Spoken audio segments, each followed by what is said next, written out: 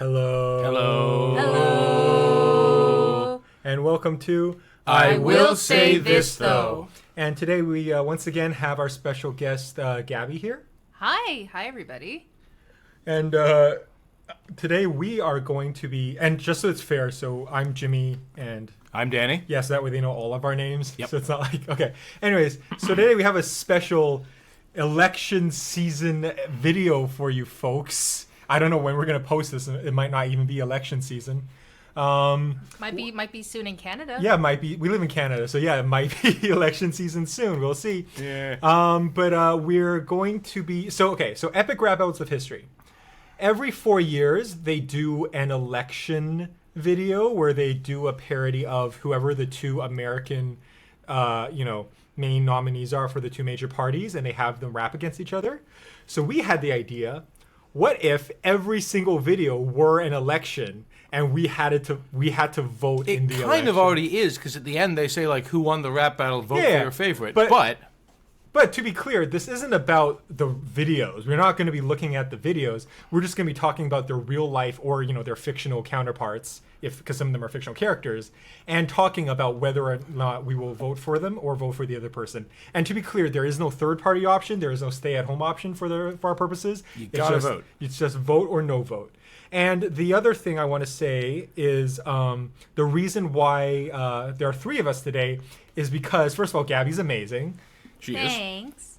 And also because that way, if it comes to it, we can have tiebreakers. So that way, if we vote differently, there's someone that will, there's always going to be a winner no matter who it is. None of these are going to result in a tie. Yeah. Okay, so I'm here as a tiebreaker then. Well, you'll vote in all of them, but it will just be like, since to be honest, listen, we're all friends. I feel like we're going to on the agree same on a few page of these politically. But we can also try to talk to each other and try to convince each other why we should vote a certain way. Before I just one other thing, some of these videos have like multiple rappers. If two rappers are on the same side, that they count as one party. So, but if it's some of them, they're free-for-alls, then you just have to pick one of them and not vote for the rest. Oh, and also for this purposes, we're going to pretend to be American citizens because, Epic Rap House is an American show, and a lot of these people could not run. Yeah, a lot of these, but we're just going to assume that does not matter. All right. And also, we're in Canada, so we don't actually vote directly for our leader anyway, so it wouldn't work. That is also true. Yeah, I do not want John Lennon to be the member of parliament for my district. I'd take him over Bill O'Reilly. Speaking of which, let's move into round one. John Lennon versus Bill O'Reilly.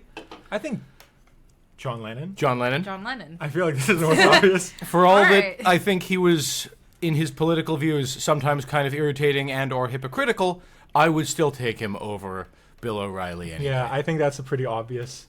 And, Yoko Ono gets a bad rap. Yeah. Okay, people aren't fair to her. Next one. Oh, this one's already interesting. Adolf Hitler versus Darth Vader. Now, here's the thing. Darth Vader technically did kill more people than Adolf Hitler because, but that's just because, I would argue, that's because he had more resources than Adolf Hitler. And because in Star Wars, war is fought on just a completely different scale. Yeah. Like... Because Darth Vader's out here, like, blowing up planets and stuff, right? You could make the case, like, Winston... You know what, let's not go with Winston Churchill. He's too divisive these days. Let's go with... Harry Truman? No, same issue. Who's a political military figure that is thought of pretty fondly these days? Dwight Eisenhower? Yeah, sure. Dwight Eisenhower killed more people than Jack the Ripper. Does that make him a worse person? Almost certainly not. Yeah, but I feel like Hitler and Vader have the same purpose of, I'm going to kill people for imperialism's sake. Like, yeah, but still... I'm going to commit genocide. I have to go with Darth Vader on this one. Because like at the end he becomes Anakin again, and it's like, yes. Oh, that is a point, though. Maybe I shouldn't vote for him. Why? Because Anakin's annoying and whiny. Oh my goodness. Guys, Danny's voting for Hitler. Let it be. I'm not voting for Hitler. I'm voting for Darth Vader. Okay. Dark Vader. Dark Vader. Okay, just Darth because Vader. he's redeemable. Dark helmet. There's some good in Darth Vader, and you could argue that, Palpatine's like the actual mastermind behind all this. And Moff Tarkin also. Yeah, so let's just do Also, can I just say, and you can correct me if I'm wrong, because I did not grow up with Star Wars, to be honest, is that Darth Vader doesn't really care where you're from. As long if you're on that planet, you're gone. Yes, Darth That's Vader, true. for all of his faults, isn't a racist. I mean, he did kill those, I think they're Jawas? the Sand People. And not just the men. The women and the children. In fact, you know what? Let's address this. The Empire is consistently depicted as a human supremacist organization, Yeah. with the exception of Grand Admiral Thrawn, who is a late edition expanded universe character. They are all humans. They treat droids and non-humans like shit. They see Chewbacca being led around in manacles. They're not like, "Where are you taking this prisoner?" They say, "Where are you taking this thing?" Yeah. But I think Vader himself has been shown to be different from that, at least, right? Well, he's redeemable. Yeah. So, Okay. and Barely. I just don't want to put Hitler in the vote for That's list. true. Okay. Next one, another pretty easy one. Chuck Norris versus Abraham Lincoln. Well, let's get this out of the way. Abraham Lincoln was not perfect. No, he was far No. from He was not a saint. But But he did, the Emancipation Proclamation. He won the Civil War. he could beat up Chuck Norris in a He fight. could beat up Chuck Norris He's in pretty the fight. buff, apparently. Yeah. Ironically, they're both Republicans, I should say. Yes, but in different times when republicanism is different things. Also, as just like a bonus point, I think Royal Dano is a better actor than Chuck Norris. Royal Dano being the voice of Great Moments with Mr. Lincoln. And he's in some other stuff. Also, to me, the only good thing that has Chuck Norris in it is the Walker Texas Ranger lever from Late Night with Conan O'Brien. That movie where he fights Bruce Lee. What movie is that? I think it's Game of Death. And Bruce Lee wins, I believe. Yes, he does. But it's a Yeah. good fight. You know who else Chuck Norris lost to? Marriage equality. Marriage equality. I think, right, because we're Yeah. we're all Yeah, Abe Lincoln. Okay. Of course. Abe Lincoln, we vote. Chuck Norris, screw you. Yep. Chuck Norris cures cancer with his tears. Chuck Norris, Anyways. if that were true, we would have cured cancer because he's a weepy bitch. I could beat him up. Okay, I think another easy one, Sarah Palin versus Lady Gaga. Here's the thing, though. Do we want to take into account the fact that Sarah Palin has political experience? I think we'll take that into account. Personally, I feel I'm not a fan of Lady Gaga, and I feel like a lot of her, a lot of her political posturing feels a little phony to me. Feels a little hypocritical. She didn't really start to lean in on that until she realized that's who her fan base was. But I'd still take her over Sarah Palin. Yeah. Because I would prefer someone with a negative amount of political experience over someone who believes that the Earth is 6,000 years old. Yeah. Or, she thinks that she can see Russia from her house. Yeah. She never actually said that. Oh, really? She Tina said Fey said you that. can see Russia from some places here in Alaska, which is true. But, she's still terrible. Yeah. Okay. Even though I was thinking about Tina Fey as Sarah Palin, Yeah, you I'm were. still taking Lady Gaga. Yeah. I don't like Lady Gaga, but I'll take her over Sarah Palin. The one thing I know about Lady Gaga, and I think this is true, is when people were making trans jokes about her having a penis or something, she didn't want to deny it because she didn't want to make it sound defensive and make trans people feel bad. So I appreciate that. All right, that's worth something. Next, I don't think she's a terrible person. Yeah. I've heard she's not very nice, but whatever. Yeah. I mean, okay. Next, Kim Jong-il versus Hulk Hogan. And by the way, Hulk Hogan and Randy Savage, they are in the same... I know you guys have talked about this. So- they know more about wrestling than I do. Macho Man Randy Savage, literally in real life, the real guy, not an Epic Rap Battles impersonator, recorded a rap song about how much Hulk Hogan sucks. I'll put a clip of it here. They call you Hollywood, don't make me laugh, cause your movies and your acting skills are both trash. Your movie's straight to video, the box office can't stand, while I got myself a feature role in Spider-Man. So they wouldn't be in the same party in real life. I don't think they No. would. They hated each other, both in and out of the ring. It was also the main event at WrestleMania 5, which I can't remember what the tagline was. You can insert it here. They never liked each other. Yeah, But- even in the way that a lot of wrestlers who have feuds are actually close friends behind the scenes, they hated each other. No. So this is not just kayfabe. Yeah. They actually did. But here's the thing, though. People within the same political party hate each other all the time. That's true. So the fact that they hate each other doesn't necessarily mean that, the Macho Man is going to defect to Kim Jong-il's side, or, you know what I mean? That's true. I don't know what Macho Man's politics were. I don't think he talked about them a whole lot. I do know what Hulk Hogan's politics are, and I don't like them. And we also know what Kim Jong-il's politics are. Yeah. So He is in support of his own dictatorship. yeah, I'm gonna have to go with the wrestlers on this one because at least I like one of them. Yeah, I agree. Listen, to be clear, if this was the choice, I would hold my nose and vote for Hulk Hogan, because I think despite his, MAGA-ness and whatever, And extreme comfort with calling people the N-word. I think that, I feel like there's a better chance of there being an election years after, he is elected rather than Yeah. if Kim Jong-il Yeah. is elected. And, you have to hope that the voices of the macho adults in the room will be heard and triumph. Oh yeah. If anything, I would just live to see just the fights. The fights. Yeah, the fights in between. Yeah. The, Oh, it would be amazing. Also, R.I.P. R.I.P. Randy Savage. R.I.P. Randy Savage. When Hulk Hogan dies, I will not be sad. Yeah. Also, by the way, I just want to say, what a weird... Sorry, I just want to put them in order. Well, go ahead. What a weird, matchup, Hulk Hogan versus... I don't understand why What they was the chose- logic there? I don't understand. Maybe there was some feud happening there that we forget out now between 2024, but whatever. Okay. Justin Bieber versus Beethoven. Beethoven. You sure? Yes. What were Beethoven's political beliefs? He thought that Napoleon was kind of cool at first as a reformer until he saw what Napoleon was actually doing, and then decided, oh, fuck this guy. Okay.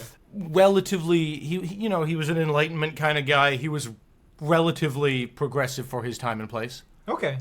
But was he... But do you feel that Justin Bieber, even though he's, not a great person, still his politics would be better? I don't know what his politics are. I know what his father-in-law's politics are. I think Justin Bieber would just go wherever he thought he had the best chance of being loved. Okay. And Beethoven was a man of principle. And if I'm gonna be all Hamilton for a second here, better a man of principle that I don't agree with on everything. I can't remember the exact line when he endorses Jefferson. I feel like that. Oh, you mean Jefferson has beliefs? Yeah. Yeah, and then Aaron Burr is has the none. Justin Bieber here. Aaron Burr has none. Yeah. Yeah. What do you think, Gabby? Me? Well, I don't know. I don't have very, very strong feelings on this one, to be honest. But I will say, I learned Ode to Joy on the recorder back when I was in grade 4, and I remembered it ever since. Did you also learn Baby on the recorder? That was when I was in university, Oh, so okay. no. So I think for that alone, that just puts Beethoven just over the top. Okay. That makes sense. Also, I just Googled it and it says Beethoven fully believed in the values of the Enlightenment, despised class divisions and birthrights. But at the same time, all his patrons and many friends were noble. But I guess that's fair. Okay, so yeah, I guess we're going to put Beethoven in vote, Bieber in no vote. Okay, another interesting one. Albert Einstein versus Stephen Hawking. Oh. Both of them very smart men, leches, could not keep it in their trousers despite Stephen Hawking, being pretty seriously disabled, still managed to sleep around. Yeah, he went to Epstein's Island, right? That was something that... Did he? Pretty sure. Oh dear. But we don't know what he did. Let's there, check but- on that. I was going to give him credit because at least he slept around with women he wasn't related to. Einstein cheated on his first wife with his cousin, then married the cousin and cheated on her a bunch of times. Smart guy, not boyfriend material. Yeah. So, okay. Who accidentally told Okay, so Stephen Hawking was friends to Epstein. The name of Stephen Hawking was included in a 2015 email in which Epstein told Maxwell to offer a reward to any of, I don't know, this person's friends, acquaintances, and family who could provide false an allegation that Hawking had participated in an underage orgy. Yikes. So Epstein was trying to pay people to disprove Hawking being in an underage orgy. Okay. Oh, jeez. Boy, this episode got really heavy. Yeah. God, gotta choose Einstein. Yeah, I guess I we got guess to so. Einstein was a gross man, but Yeah. his politics weren't that bad. He liked Yeah? Gandhi. I mean, Gandhi's politics, well, He's I think we'll also get... We'll a get to little- them. We'll get to Gandhi Gandhi. liked Hitler. Okay. Wait, okay, we'll get there. Yeah, this is a really uncomfortable episode. Who knew politics could be so uncomfortable? Yeah. Who knew like rich, like old people? Anyways, Easter Bunny versus Genghis Khan. Okay. I feel like Easter Bunny is the choice here, That's right? the obvious pick. Yeah. Part of me wants to be a contrarian and talk up. I like Genghis Khan. I think he was a really interesting guy. I would not mind living under his empire. I would not want to become part of his empire. Unless you're if the distinction is unless clear. you're like a woman or whatever. Well, isn't it true that if for quite a big chunk of the Earth's population, if you go further back, there you may have connections to. Oh, Genghis yeah. right, because he a like startling number of people today are descended from him. yeah, So Yes. because he, you know, quote unquote seduced a bunch of women. Yeah. Living within his empire, you know, there's the Pax Mongolica. It's a great time for trade. It's a great time for exchange of ideas and all these things. But becoming part of the empire is a very bad Yeah. time. And hey, look, I like getting chocolate eggs. Yeah. I feel like I I like my taxpayer money being spent on Yeah. chocolate eggs for everyone, right? I can't make the case that, much as I think Genghis Khan's a really interesting historical figure, I can't make the case that he's better than the Easter Bunny. Will like the Easter egg roll just be one giant party? yeah. It'll be a national holiday. Yeah. Hunt those eggs. Yeah. Okay, another interesting one: Napoleon Dynamite versus Napoleon Bonaparte.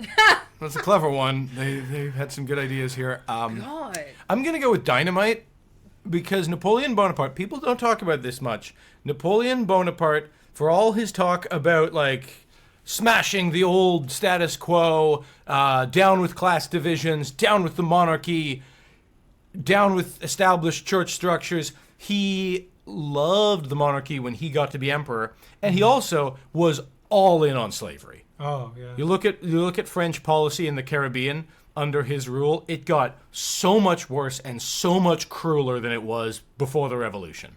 Have you guys seen Napoleon Dynamite? Yes. Yeah, sorry. What does Napoleon Dynamite do? I've never seen it. He's just like a guy who's weird and awkward and Yeah. That's basically the That's the gist whole of a movie. lot of like early 2000s indie movies. But What are- Napoleon Dynamite, I will say, he was very active in high school politics. Right. he was. So what were his actual policies? And the question is, are we voting for Napoleon Dynamite or are we voting for Pedro? So if he, Pedro will be the VP. Yeah. Pedro I will be the think VP. Napoleon might be the VP. but what are his beliefs? What are the policies in the movie that well, Pedro or whoever I wants can't. What did Pedro want to do?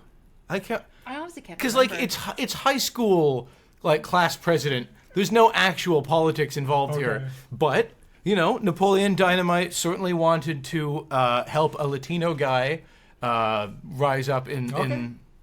So definitely less racist than Napoleon Bonaparte. definitely. Okay, you've convinced Yeah. me.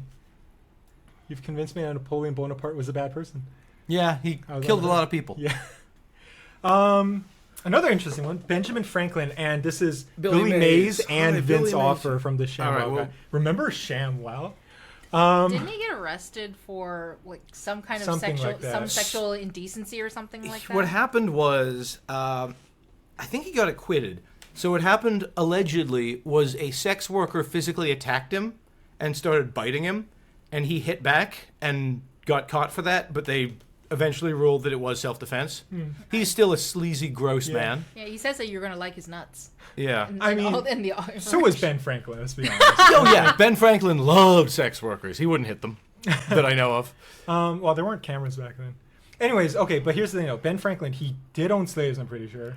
He was an abolitionist. He might have still owned them, but Yeah. he did support abolition. Like it's the same with Jefferson, who said, "Let's put in the Constitution emancipation," but when that failed, he didn't free all the people he owned. And he also had children with them and then enslaved his kids. Yes. Also, there's. I keep just saying the horrible things here.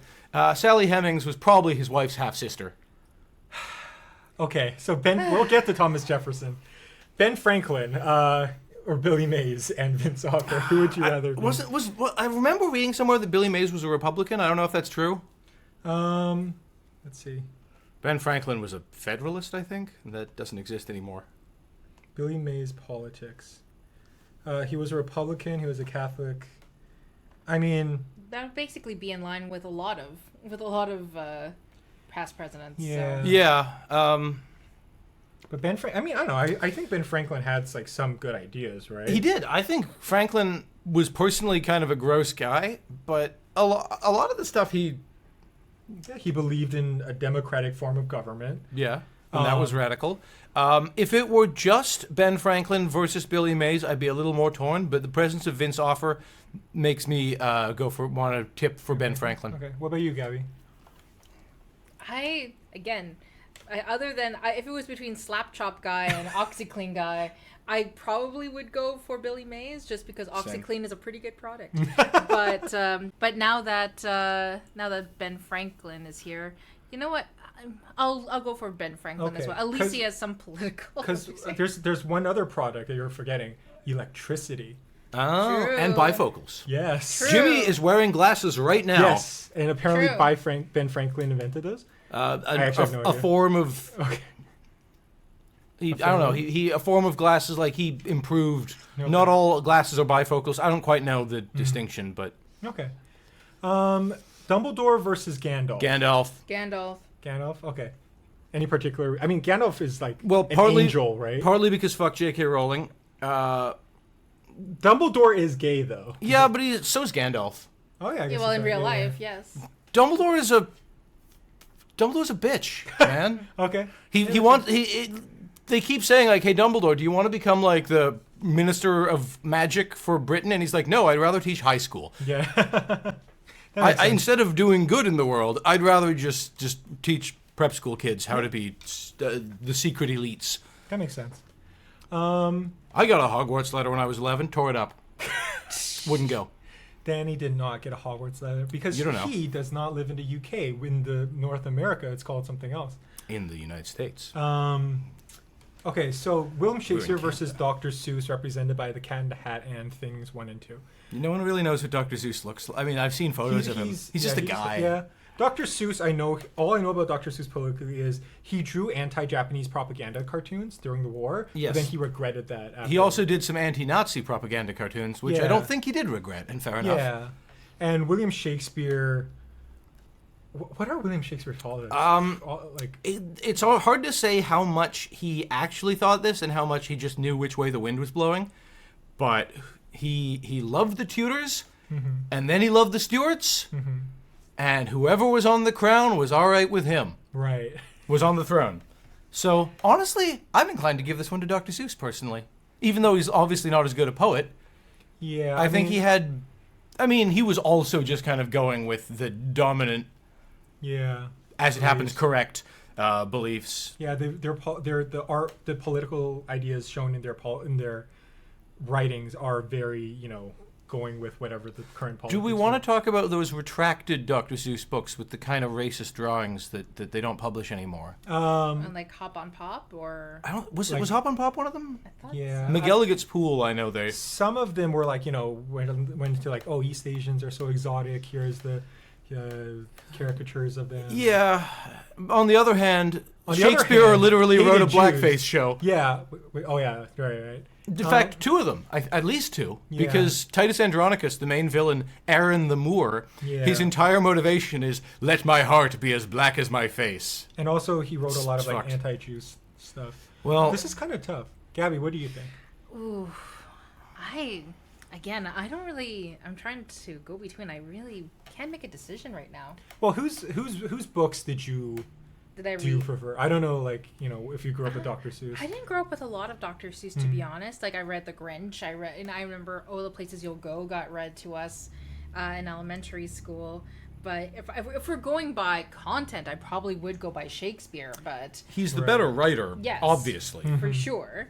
But We don't know much about Shakespeare's life, which has led to all those bullshit conspiracy Yeah. theories about he didn't really write the fuck off. yeah. So then in that case, okay, because we're saying that we don't really know a lot about his politics or a lot about his life in general, Dr. Seuss, we know a little bit more. Yeah. A little bit more than that. I'd rather kind of go, if Yeah, we're going by that, yeah. I probably am going to go for Dr. Seuss. We in know that he regard. hated the Axis powers, Yeah. so he's got that going for him. And like, all right, his anti-Japanese stuff got racist at times, but let's be real. World War II Japan, they were doing some bad shit. Yeah. Okay, I think that's fair. Okay, this one I thought was the toughest election in this entire thing. Mr. T versus Mr. Rogers. They're both amazing human beings. I don't Like, know if much you- about Mr. T as a So person. Mr. T, he's if you look, he's like, they're both. First of all, both these people are very religious. They're very Christian. Mr. Rogers was an ordained minister, I Yeah. believe. During Hurricane Katrina, Mr. T was like, "Oh, I'm not gonna wear gold anymore because it feels wrong when like so many people All right. are poor and suffering." And also cool. he came out to make sure that no, I am totally okay with the gays and stuff. All right. So yeah, I think if this was the election, Oh, this is a America tough one. would be lucky to choose between these two. Yeah. But in Mr. Rogers, especially like if you're somebody who cares about like art and public broadcasting, Right. he is somebody who in his lifetime went to speak to advocate for that in the Yeah. Senate. So, the thing is that Mr. Rogers is a good guy. They're- He's a good, Yeah, they both seem like really good guys. yeah. This is a tough one. And you don't have to agree with me. I would vote for Mr. T because I think his like whole like tough guy persona would be more fun. You know what I mean? And also like garner him more He'd like give more dynamic speeches. yeah. Probably would. More, Everyone loves Mr. Rogers now. When I was a kid, I distinctly remember a lot of the other kids thought Mr. Rogers was very uncool show to watch, and that people said he was boring. And there's actually a joke about that in Mrs. Doubtfire. He has the warmth of a snow pea. He makes Mr. Rogers look like Mick Jagger. Yeah. That like Mr. Rogers is low energy, Yeah. and you know, he was great, but he is a little bit. Like, you know what I'm thinking about is that I'm thinking about when you have to go into international relations and when you have to talk to different people. Who would be more effective? Mr. T would be the muscle for sure. They would He- make a great duo. He would have the persuasion and the intimidation, whereas Mr. Rogers could probably, he would not have the muscle behind him. However, he could probably speak to somebody so well to the point that it'll make him cry. That's what he did. Let's change the nature of the question. Let's not say they're candidates from different parties running against each other. The question is, it's the primaries, and whoever doesn't win will be the other guy's running mate. Oh no, that's no Consolation no, prize. No. That's changing the. No, Okay, that's too much? we're making it easier for ourselves. Right? Okay. Yeah. So I see what you mean, Gabby. But I'm still voting for Mr. T because I think having a tough guy come out in support of like helping the poor, not being discriminatory to LGBT people, I think that would have a better effect in like getting like centrists, quote unquote, or whoever, or old dads. Yeah, I think I agree with that. Yeah, I like both of them, but I think in terms of today's society and everything happening, Mr. T is probably going to be the more effective Okay. one. Yeah. I think so. All right. So no disrespect to Mr. No Rogers. disrespect we love for you. Mr. Rogers. We love you, Mr. Rogers, but we're gonna go with Mr. T. Okay, another I think not that easy, not as easy as I thought. Oh, but I Chris have Columbus versus Captain Kirk. Captain Kirk. Okay, so obviously Captain Kirk, because Captain Kirk, but let's be fair. Captain Kirk is not a good person. No, he's not. But he didn't kidnap children and sell them as sex slaves. Unlike Columbus. Okay. Well, I like how after you said that, it's like, all right, But that makes Kirk is a lecherous turd, but it could be so much worse. But his lecherous was also used for good because he, had a interracial kiss. Sure. With, what's her name? Nichelle Nichelle Nichols. Which is great. Not actually the first interracial one, but on TV. But Wasn't it? Definitely one of the first interracial What ones. was the first? Okay, it depends on if you consider Ricky Ricardo a person of color. Back then they didn't really, but nowadays, so it's a gray area. all right. Because, race is something The created first by same-sex the first man-on-man kiss in TV history was between Homer Simpson and a character voiced by Harvey Fierstein. Because my mother taught me never to kiss a fool. Carl. You know what? Put more editing, Danny. Put more clips of men making out while you're at it. Just this is for the next minute. Just put as many clips of gay men making out as you can. Okay, next, Leonidas versus Master Chief. Master Chief. So, who here's played Halo? Played a little bit of the first one. Okay. Found it kind of derivative. Okay. if I'm remembering correctly, so Halo has like a capture the flag version of Yeah. In the multiplayer, yeah. Yes, okay, I've played that, but I have not actually fully played Halo. So what, okay, can you give me the backstory on Halo and Master Chief? I played it, but I don't know, I'm pretty sure he's just the protagonist Yes, character. that is all. There's like, nothing There's really a to him. backstory that like he's genetically engineered super soldier, but all that is just to justify the fact that there is nothing to this guy. Yeah. All he is If soldierman. If he were elected, he would put all of your taxpayer money into capturing the flag. I would still vote for him over, like, there's a whole thing in 300 about how, like, the Democratic Senate are corrupt. We need decisive action by a king. Yeah. And oh my God, is that movie racist and ableist? Like, it is a Stormfront recruitment ad. Yeah. And Leonidas isn't even good at what he's doing because there's the He misses the friggin' arrow. he goes to, like, Ephialtes, the hunchback is no longer the preferred term, but I can't remember what is. The disabled man comes to Leonidas, because that's how you say it. I refuse to say Leonidas. He says, you know, I want to serve. I want to be a soldier. And Leonidas says, you can't because one of your arms is bad. And as a soldier, you're going to have to, when we form the hoplite rank, you have to protect the man next to you. Couldn't he just have had him be at the end of the line? I know, right? Also, they break that formation immediately. Yeah, like all he wants to do is like basically die. Like Yeah. let's be honest, he's just trying to get a noble death. Leonidas you wouldn't is- even grant him that. He spent the whole movie talking up how, like, we're such great warriors. All we want to do is die in battle. And then this guy comes and says, like, I want that too. And Leonidas says, fuck you, cripple. Yeah. Okay, well, are you okay with that, Yeah. Gabby? No, I'm okay with that. In my head, I'm just picturing like all penitentiaries just get replaced with a giant hole in the ground. Yeah. Oh, yeah, and let's not forget the scene where we're supposed to cheer as he executes an unarmed black man under what's supposed to be a flag of truce. Yeah. You don't kill the messenger. Even Genghis Khan knew that. I'm so angry. Wright brothers versus the Mario brothers. So, this is hard. I don't know the Wright brothers So- as anything but inventors. I just Googled up the Wright brothers' politics. It seems like, and I don't know if this speaks to their personality, but they're being used by some groups as like, look at how, you know, superior private entrepreneurship is over the government machine or something Oh, like that. fuck off. But, you know, I don't know if that speaks to these actual people. Yeah. Yeah. I do know, however, that Mario and Luigi are great dudes. They are. And Luigi, anyways, Let's not get into that. this was filmed December 29, 2024. Anyways, also they're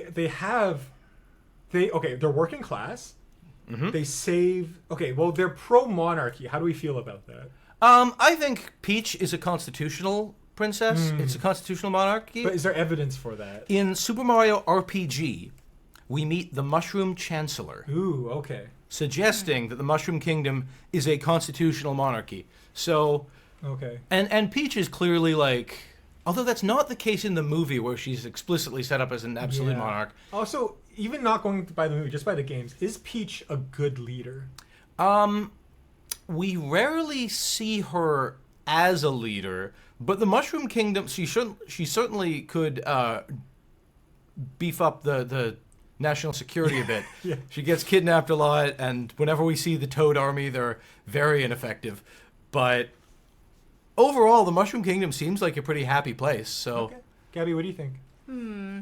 I would say I'm probably gonna go for Mario and Luigi. Okay, yeah, that's Even though the Wright brothers, of course, I only really know them as inventors. Of course, they helped. Like they Smart helped guys, invent, clearly. Yes, of course, invent the airplane. They are to blame for 9/11. Let's remember that. oh, Wright that's brothers true. did do 9/11. So did Ronald Reagan. Yeah. Anyways, keep going, Gabby. sorry. Yeah, no, like of course, never forget that. But it's Never forget what? The Alamo. I can't. Isn't that a dinosaur? Anyways. Anyways, Alamosaurus? I could also see just Mario and Luigi in office would basically be really big in terms of infrastructure and making sure Right. that Yep. everyone has access to to good plumbing, clean Yeah. water. And good systems of transportation should that are be- also plumbing based. They got Michigan's vote right there. Yeah, their policy and New York's vote. And New their York's vote. policy is to have health like their healthcare policy is have health lying in the streets where anyone can pick Just them hit up. a block and a yeah, health just hit power. a block and a health power. Okay. Also, would they legalize drug use? That's true. They are pro mushroom. Mushroom. They're against the criminalization of mushrooms. And Mario also, as long as we're making jokes about Mario using drugs, the leaf that lets you fly from Mario 3 Much more efficient than a plane. turns you into a raccoon somehow. I don't get the logic there, but okay. Okay, I think this is a hard one before the opposite reason, which is Michael Jackson versus Elvis Presley. Are you trying to kill my parents here? I'm going to say Because Elvis. they're both my mom and my dad both love them. So Okay. I'm going to say Elvis because for his time and place, he was relatively not racist. Both of them had a predilection for underage. Both of them are pedophiles. Let's get that out of the way. Yeah, technically it's a phobophilia. People don't talk about this much with regard. I'm just saying horrible things about all these beloved figures today. Michael Jackson, quite a big anti-Semite, because the supposedly he wasn't open about this, but supposedly Right. he was in his record studio and he was kind of venting about his career problems, and he blamed it on the Jews. But the song, They Don't Really Care About Us, he has a line where he's like, you can call me slurs, and he includes a slur for a Jewish person, which is weird.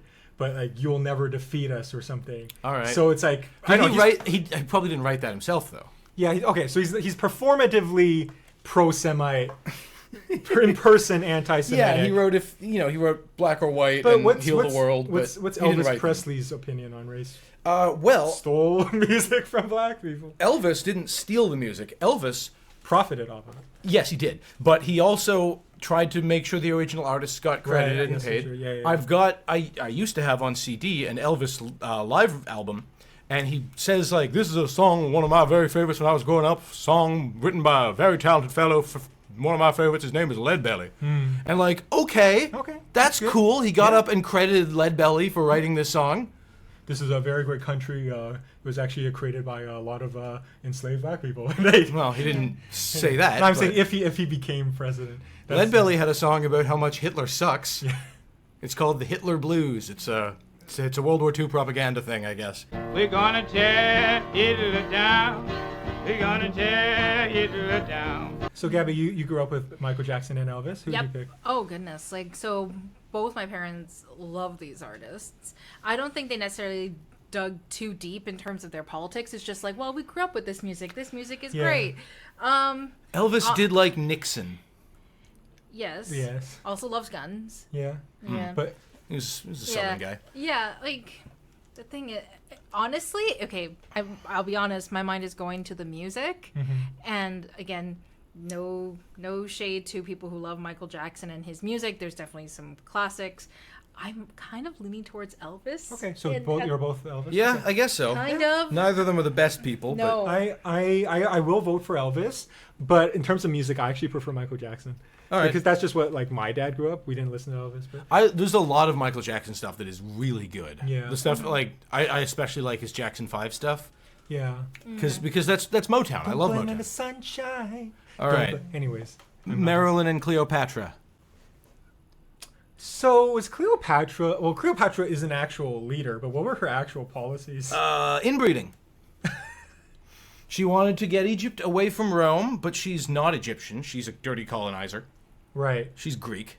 She's Ptolemaic and super inbred. People forget that.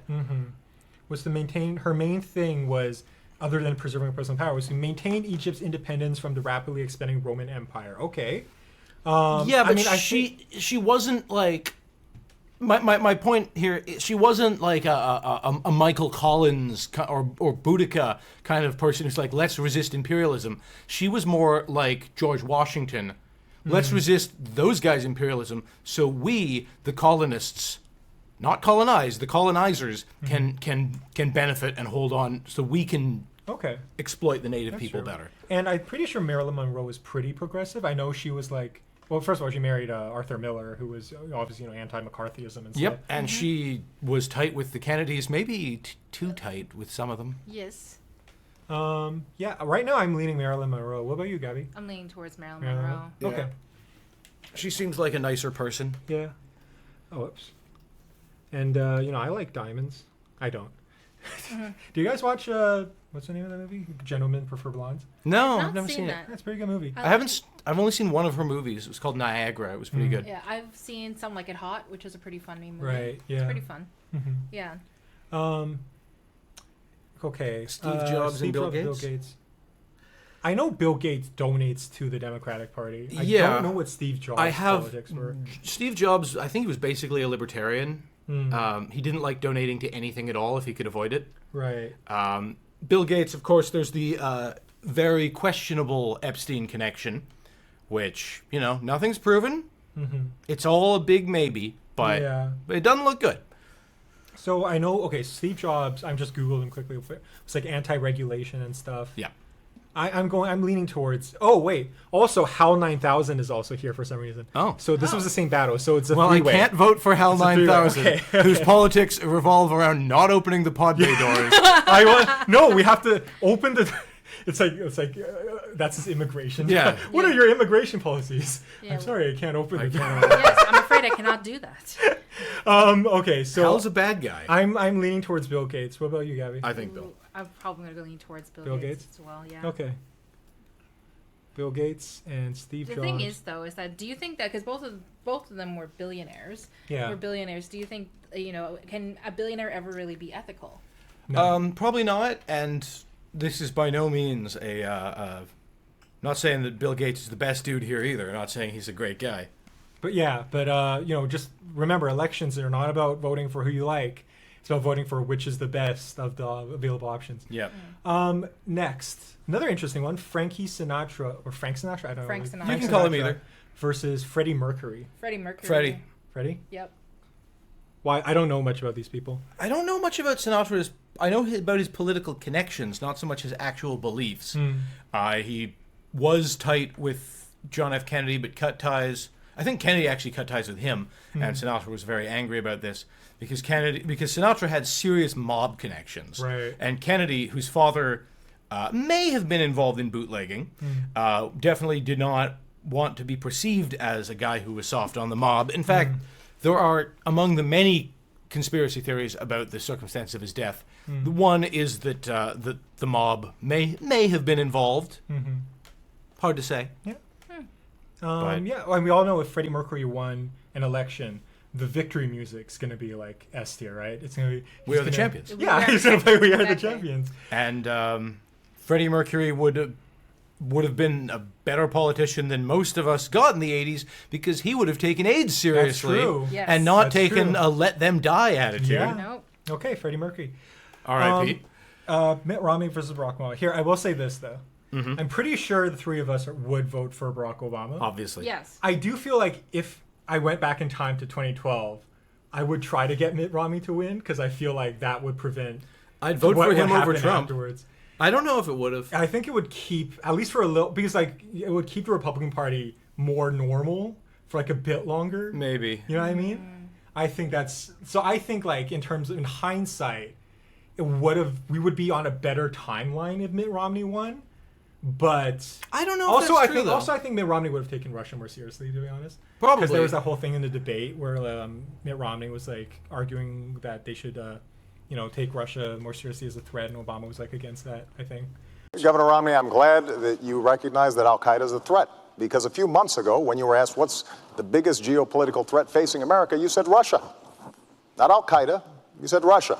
In the 1980s are now calling to ask for their foreign policy back because the Cold War has been over for 20 years. But, Governor, when it comes to our foreign policy, you seem to want to import the foreign policies of the 1980s, just like the social policies of the 1950s and the economic policies of the 1920s. So if this were 2012 and I had today's hindsight going back, I think we're not. This isn't the butterfly effect. We just Yeah. need to say who we think would do a better job as president, and I think the obvious answer is Obama. I think basically what Danny's trying to say is that if he could, he would vote for Obama a third time. Yeah, that's. I didn't get to vote for Obama one time. I would vote for Obama one time. I would have voted for Obama at all if I could. Okay, next we have The 10th Doctor the Who. Doctor doesn't have to be the 10th specifically. All right, but 'cause- that's clearly the 10th in the picture. yeah, but he regenerates through the video. So Oh, it's, all right, that's yeah, fine. It's just the Doctor in general versus Doc Brown. Ooh. Time traveling doctors. I think Doc. I mean, I'm just gonna say Doctor Who. Like, come at me. Yeah. guys. I think Doctor Who. There are certain mildly conservative elements to the Back to the Future films. Like, Reagan was a fan of them, and that's not the movie's fault, but it's still... Well, they name drop Reagan. It's yeah, hard to not. They be make a fan joke of him. about it. Yeah. Who's the vice president? Jerry Lewis? Also, I feel like Doc Brown is more like scatterbrained, honestly. Like, Yeah. like, I wouldn't like if the Doctor was here, I would trust him. Like in the Crisis, I would trust the Doctor. To, Yeah. Like even if I die, I would feel like, oh, there was no way my death could have been Yeah. prevented. You know what I mean? Okay, this is how I'm thinking about it though. Is that I do love Doctor Who, and the thing is that on one hand, Doctor Who being able to regenerate means that he can't die, right? So do Yeah. you But But wonder there's that? still a term limit. There's still a term limit. Yes, but there is a term limit.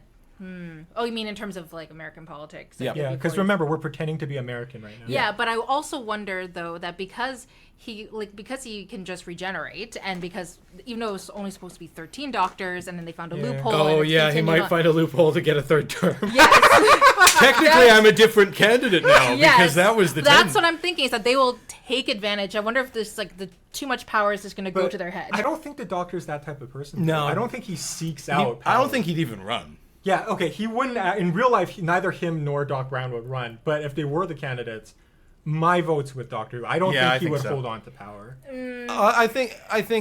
I think Doc Brown would also be an okay pick, but I'm going with Doc Who.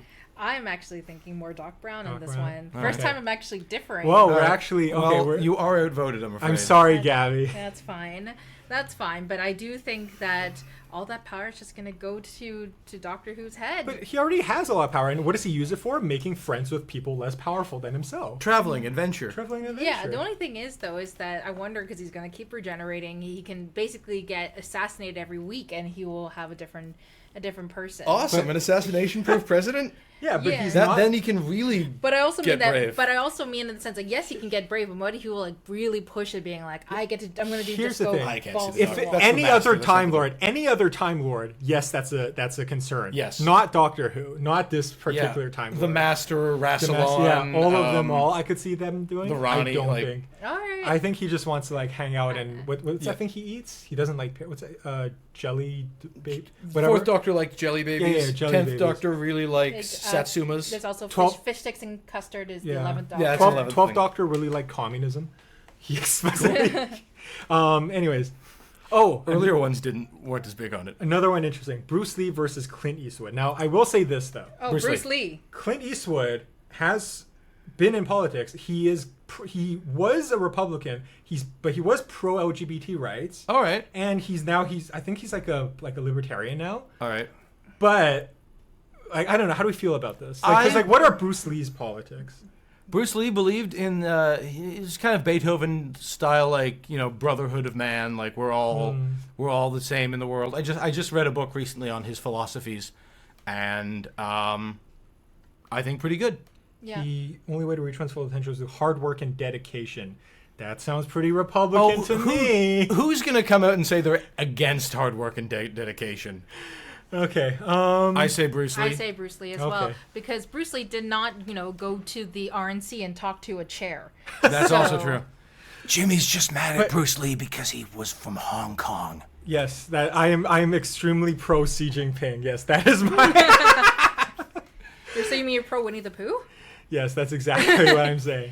No, I'm not, guys. Okay. Okay, so I would vote Clint Eastwood, but I've been outvoted. I would put Clint Eastwood here. I'll put Bruce Lee here, just because I feel like Clint Eastwood has more political experience, and also he's more like malleable, I guess, politically. Anyways, moving on. Batman versus Sherlock Holmes, and also Robin is on the side of Batman. All right. And by the way, it's not shown here, but Watson is on the side of Sherlock Holmes. So All you're right. getting both of them too. So I have to Vote. ask which Batman, which Sherlock Sherlock Holmes. Holmes. Okay, Yeah. so according to the image here, it's Christopher Nolan Batman, but Robin is just Adam West Robin, Burt Ward Robin. All right. And Sherlock Holmes, he's wearing the deer catcher. I don't know what. Deer Stalker. Deerstalker. I guess it's Rathbone. Rathbone, maybe? Yeah, I'm assuming. I haven't actually. Or we seen could it. also just be from the books. All right, But we so could just assume in the books, your platonic ideal yeah, of Batman. Sherlock Holmes is explicitly written as a deeply misogynistic and racist character who loves drugs. So I'm gonna say Batman. What about you, Gabby? I'm gonna go for Batman. Okay. Yeah. Also, Batman does have like alien experience. Like he's been to space. And as we discussed last time, he's well, not last transphobic. time, but in a previous one, yeah. Yeah. Also, it would be great in terms of national security. Yeah. I don't know. Yeah. We do know that, President Batman, all right. and we do. Oh, but would we'd be okay with Robin being in government too, right? Robin can be the VP. Okay. That's fine. If it's Burt Ward, I can roll with it. Yeah, and Robin Dick Grayson has taken over for Batman when Batman died, so it does make sense already.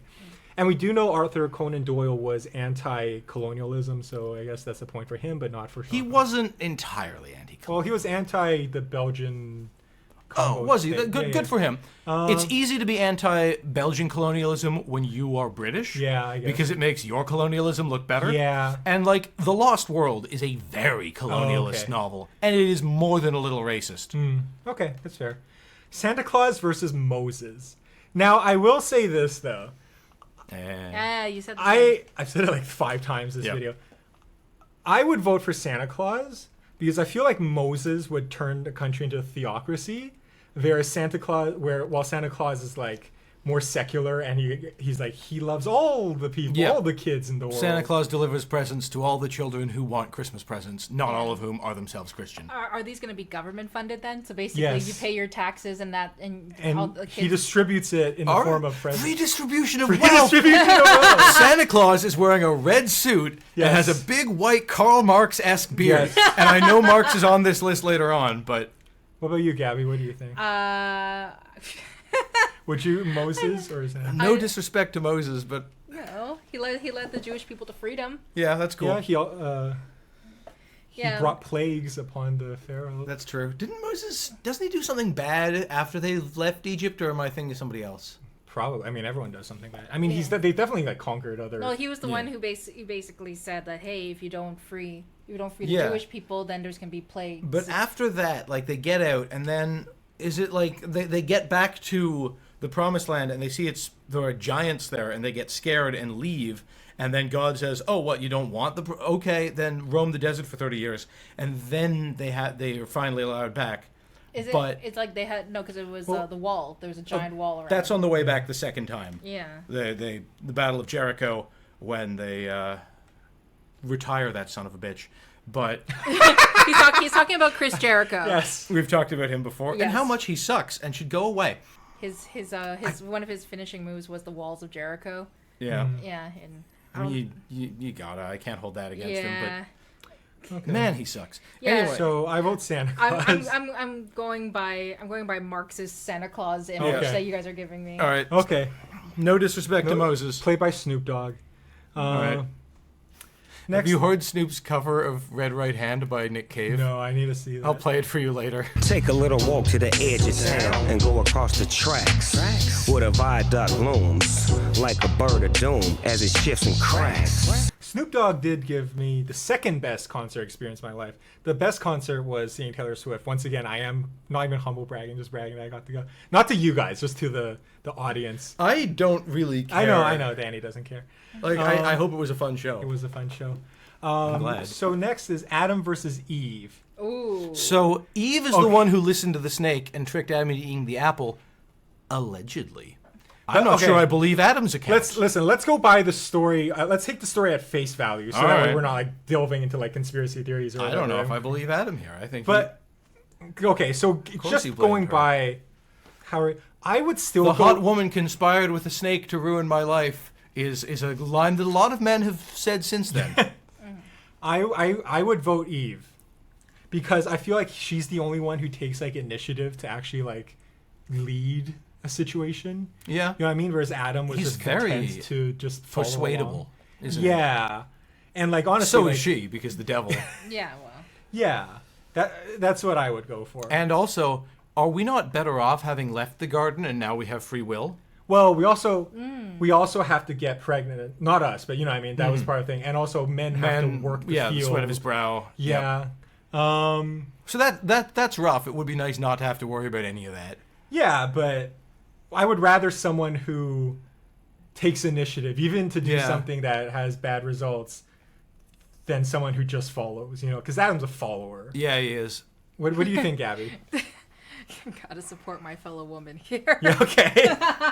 Okay, yeah, this is...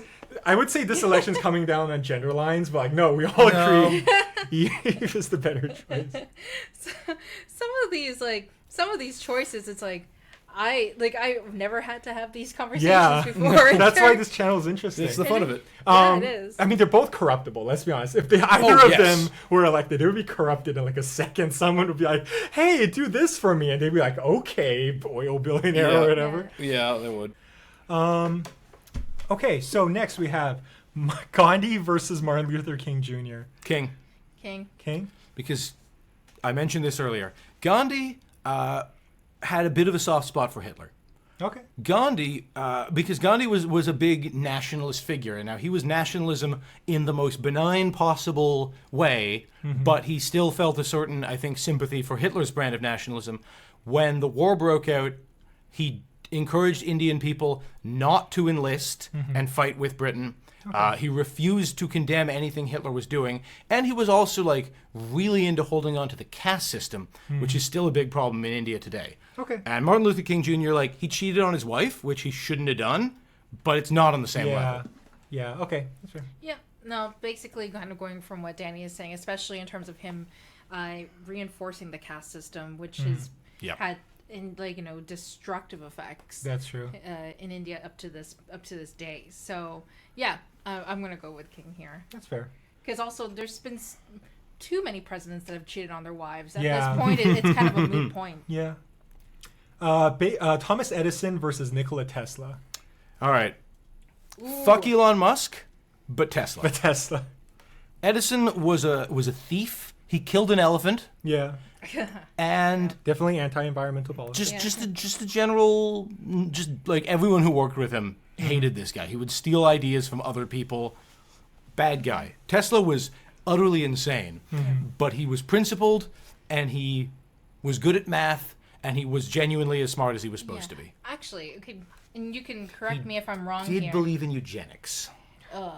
Tesla? Yeah, he was into that. But a lot of people were. Okay. Helen Keller liked eugenics. Ironically. I know, right? I think this is the biggest thing in terms of these conversation and this particular episode is that there's going to be a lot of really terrible things that these people have done. Oh, yes. But it was, that's what it was at the time. And so that's something that we have to consider here. It's that these are all terrible things, no matter when they are done. However, even in elections, there isn't ever going to be like a candidate who like is morally pure, because no one who wants power is no one pure. at all is. No one at all is. I mean, maybe not to the point of like killing an elephant. We've just established that Gandhi did some bad shit. Yeah. And Gandhi is like, in pop culture at least, like the purest possible dude. Yeah, but no, I agree. Yeah. Also, one thing, and you can correct me if I'm wrong here, is that wasn't there a time that Edison was trying to steal Tesla's invention of the alternating current? I think so. And when he couldn't, the reason he killed the elephant was to prove that alternating current was dangerous when he knew that it wasn't going to be his. It was going to be Tesla's. Fuck Edison. Yeah, he was not a good guy. Yeah. He was genuinely very smart, but he was not a good guy. Also, shout out to Bob's Burgers. That's the reason why I know about Flopsy. Topsy, sorry. Yes. What they didn't tell you is he then used direct current to bring Topsy back to life as a kind of Frankenstein elephant. What? That's not true. Okay. Yeah, that'd be weird if it was. Okay. Babe Ruth versus Lance Armstrong. Lance Armstrong... It was the one who cheated on that thing. Yeah, lost all of his Tour de France titles. Babe Ruth cured cancer once by hitting a home run really well. You listen to that World Series game in Chicago over the radio this afternoon. Will you do that for me? Good. And I'll sock a home run into the center field bleachers for you. Get it! It's a home run in the center field bleachers, right where he pointed. so I just looked up Babe Ruth politics.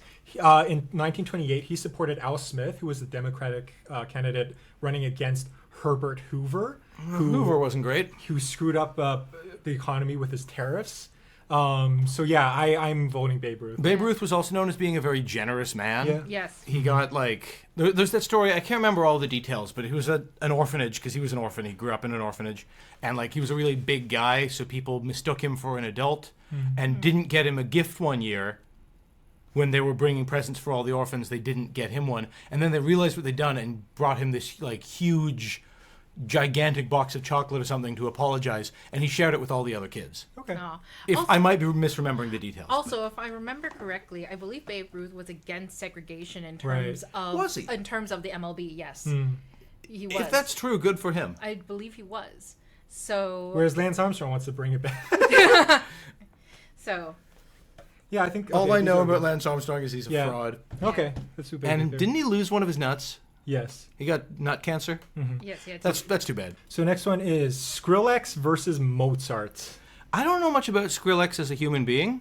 Me neither. Wasn't he part of an emo band? Wasn't it like As I Lay Dying or something? Was he in that? I believe he was. Yeah. I know of them. They're named after a novel by Faulkner. I just know that Mozart was a really annoying man and no one liked him. Yeah, I'm looking up Skrillex politics and Mozart politics. I'm not finding anything. Mozart was supposedly a Freemason? Mozart supported the French and American revolutions, although he was friends with Marie Antoinette and King Louis the. All right, so he's a dirty centrist. He was trying to get people out of that rebelling state, and it just calmed down. So he was anti-French Revolution, or anti-violent revolution. I should say. I agree with him there. And Skrillex was. I don't know. I don't know. I don't think Skrillex has been very open about his politics. Okay, I don't know. Like. At the beginning, I could see supporting the French Revolution, but once it gets Reign of Terror, it's like, all right, this is not what we wanted. Yeah. This is not any better for the peasants. Oh, okay, I just saw... That's Skrillex and Jordan Peterson, right? Oh! Okay, yeah, screw it. I'm voting against Skrillex. I'm voting for Mozart. Yep. I guess so. Fuck Jordan Peterson. Mozart at least hung out with the Holy Roman Emperor. I don't know if he actually liked him, but... Yeah. Now, sadly, in the movie, that Holy Roman Emperor is played by Jeffrey Jones, but again, that's not the fault of Mozart. Right. Okay. This is a five free for all. So it's Rasputin versus Joseph Stalin versus Vladimir Lenin versus I forget his name, Mikhail Gorbachev versus Vladimir Putin. I think Gorbachev. I'm voting Gorbachev. I think that's the easiest choice. Okay. I'll be honest. I don't know a lot about Russian politics. Yeah. So why Gorbachev?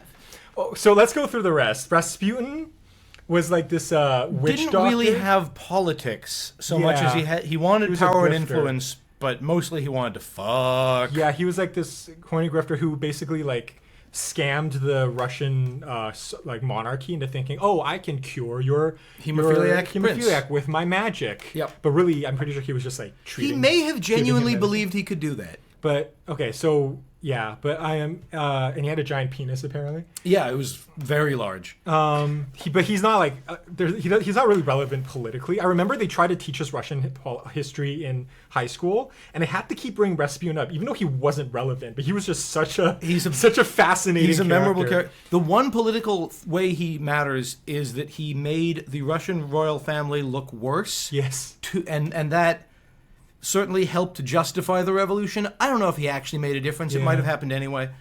But he was very unpopular with the peasants. And Joseph Stalin killed more people than Hitler did. Yeah. Well, to be fair, he lived longer than Hitler. Oh yeah.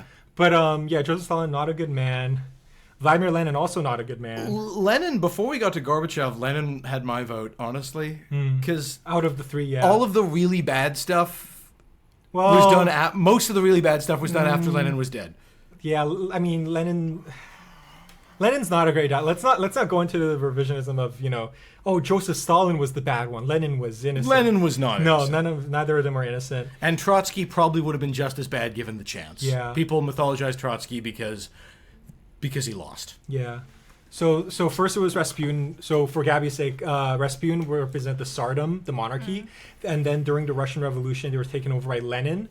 And then Lenin died and was replaced by Stalin, who, I mean, Stalin did defeat Hitler. Stalin. I don't know. Yeah. But, and then after Stalin, the Soviet Union went on for like a few decades. And then in the 80s, Gorbachev came on, and Gorbachev wanted to make it less dictatorship, like more freedom and stuff. Yep. But the result of that was, because he gave more free speech, that created more opposition to his government. And as a result, the Soviet Union crumbled in like 91, I want to say.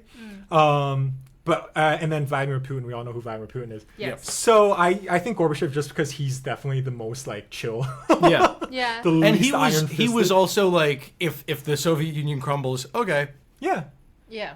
He was he didn't try to fight that with military force. He didn't.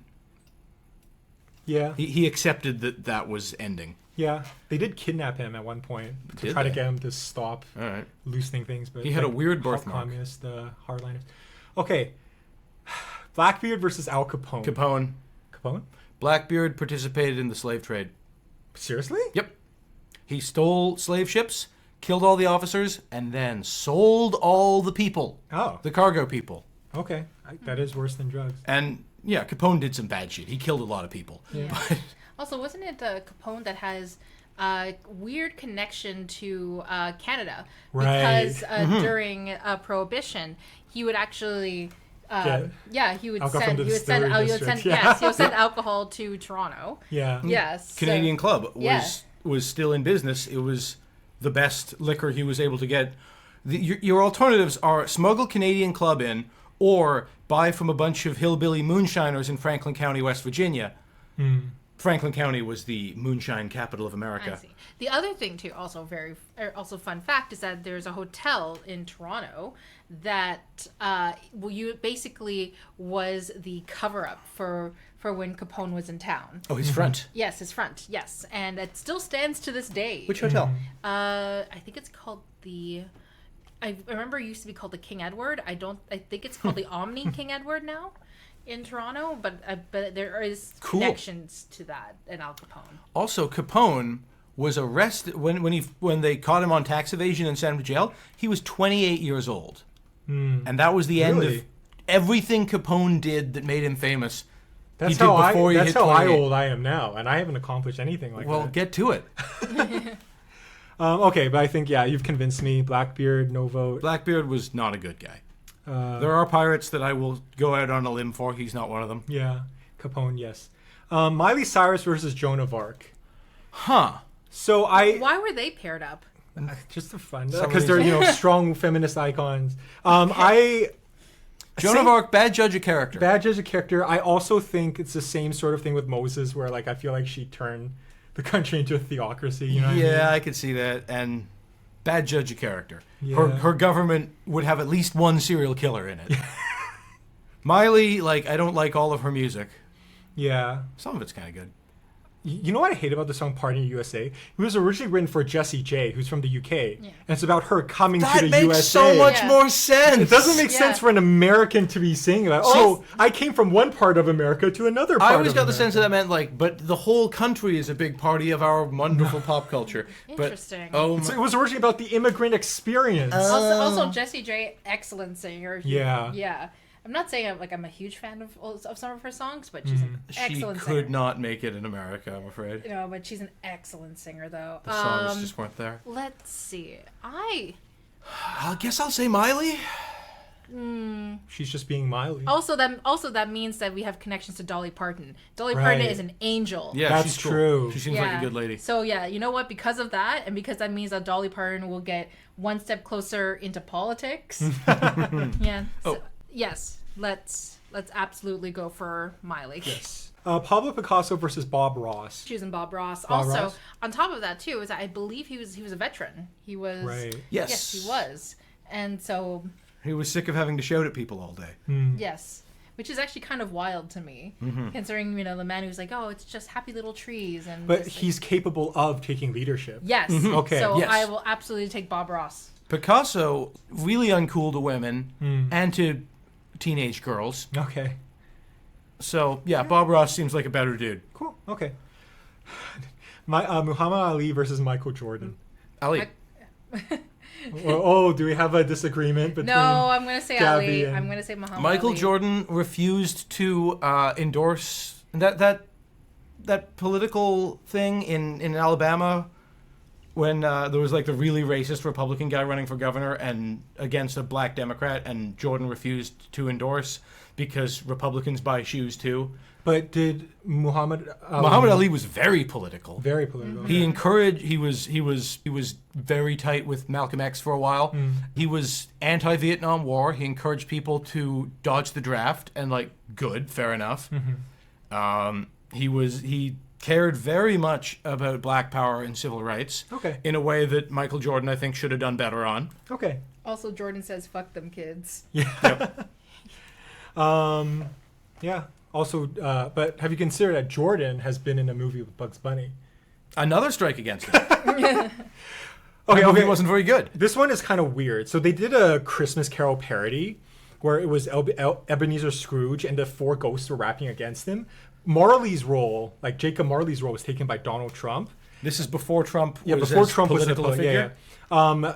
Ghost of Christmas Past was J.P. Morgan. Ghost of Christmas Present was Kanye West. Ghost of Christmas Yet to Come was Death. So it's Ebenezer Scrooge versus Donald Trump, Kanye West, J.P. Morgan, and Death. Oh, they count as a team? Yes, because they're trying to teach Scrooge. Yeah. What do you think? Scrooge is morally superior to all of these people. Yep. Because Scrooge, even before he redeems himself, he's a bastard, but he's fair. Scrooge gives holiday pay, but he complains about it. And Scrooge is famously very cheap. He doesn't give to charity and all that. But he is just as cheap with himself. More bread. Take me extra, sir.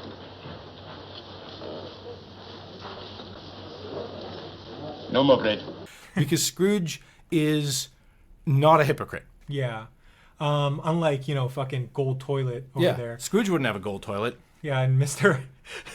Scrooge doesn't, Scrooge doesn't admire Hitler. And Mr. Everyone has something to bring to the table, especially Hitler.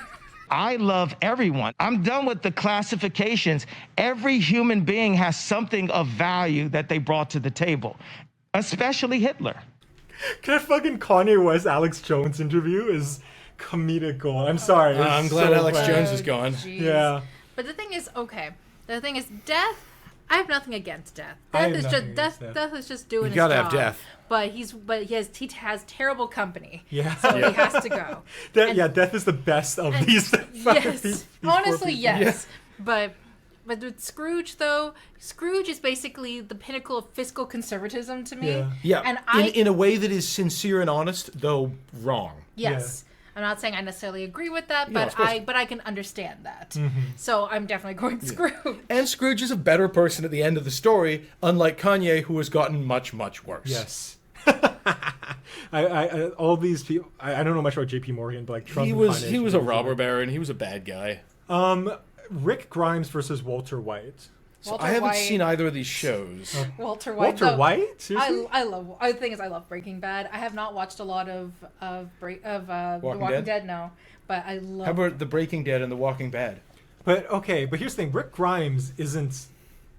He's a an good evil guy, right? person, right? Like Walter White is. Walter is not a good dude. Like he poisons kids and stuff, much like the government by. Fuck lowering kids. food No, standards. but you know what though? I think he would bring about change in terms of healthcare. Because why does he have to go and resort? No, true. He doesn't resort because the rich guy was like, "Oh, I want to pay for your healthcare for you," and he's like, "Fuck you." He doesn't care. It's not about the fact he can't afford healthcare. It's because his ego makes him want to make as much money as possible. Eventually, he gets to that. But the whole point of him having to come to this is when he finds out he has cancer. He's not making enough as a teacher, which teachers should get paid more. They should. So I think even just to take out that whole situation, he would. I think because he would understand. I do think that Walter White would. Just because I will argue this. Just because someone is negatively affected by right-wing policies does not make them anti-right-wing And policies. he has a chance. I haven't seen the show, but you're saying he has a chance. Yeah, he has someone who and offers to rejects pay, it. and he rejects it because it's his ego. He's the pull up by your bootstraps type of guy. He's the I made thousands of dollars. Why can't you? And the reason he did it is through selling drugs. But I'm saying though is that like basically the whole story of Breaking Bad could have been avoided if they had universal health care. Universal health care and better. But that doesn't make Walter a good man. That doesn't mean Walter. But he got pushed into a terrible situation. But at no point at the show does he think, oh, I should pressure the government to I should protest for. My dad watched the first few episodes of the show and couldn't keep watching because he identified very strongly with early episodes Walter and couldn't bear to see him become a bad guy. That makes sense. Yeah. I'm still going Walter White. Okay, so Gabby votes Tell me Walter. about Rick Grimes. What's he's I don't know, he's kind of like a generic. So he's just like a sheriff in like the post-apocalyptic zombie apocalypse. Yeah. You know, he leads his team. Just square-jawed hero type. Yeah, I haven't watched all. I kind of fell off, but it's like he's supposed to be, you know, sympathetic throughout the entire show. Mm-hmm. There's and I'm pretty sure he sacrifices himself. We can put up corrections if I'm wrong, but at the end he sacrifices himself. Good dude. Yeah, he's got my vote. Okay, so I'm sorry. That's fine. Now I'm sure Breaking Bad is a better show. I'm sure. Yeah. Listen, to be clear, I watch all of Breaking Bad. I stopped watching Walking Dead after a third season. It's definitely Breaking Bad's a better show. Excellent show. But I think, and part of what makes Breaking Bad is that it has a very morally contemptuous protagonist, and it's interesting, right? Mm-hmm. It's hard to make that narratively compelling. But you can't fully hate him because he does some terrible things closer to the end. However, it's just that you can't fully hate him because you empathize with the situation that he's been put into. He's working with Nazis in the end. Yeah, well, he does kill the Nazis in the end, but he kills the Nazis out of personal benefit, not because they're Nazis. No. Superman versus Goku. Superman. I don't know anything about Goku.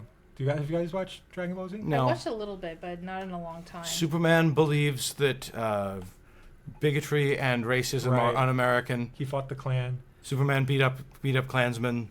Now Superman also said some pretty racist things about the Japanese during the war, but come on, it's obviously Superman. Who gives a fuck about Also, Goku? Again, we're Canadian here, so we're Canadian. I'm going to bring up the Canadian fact yes. that there are... Superman was created by...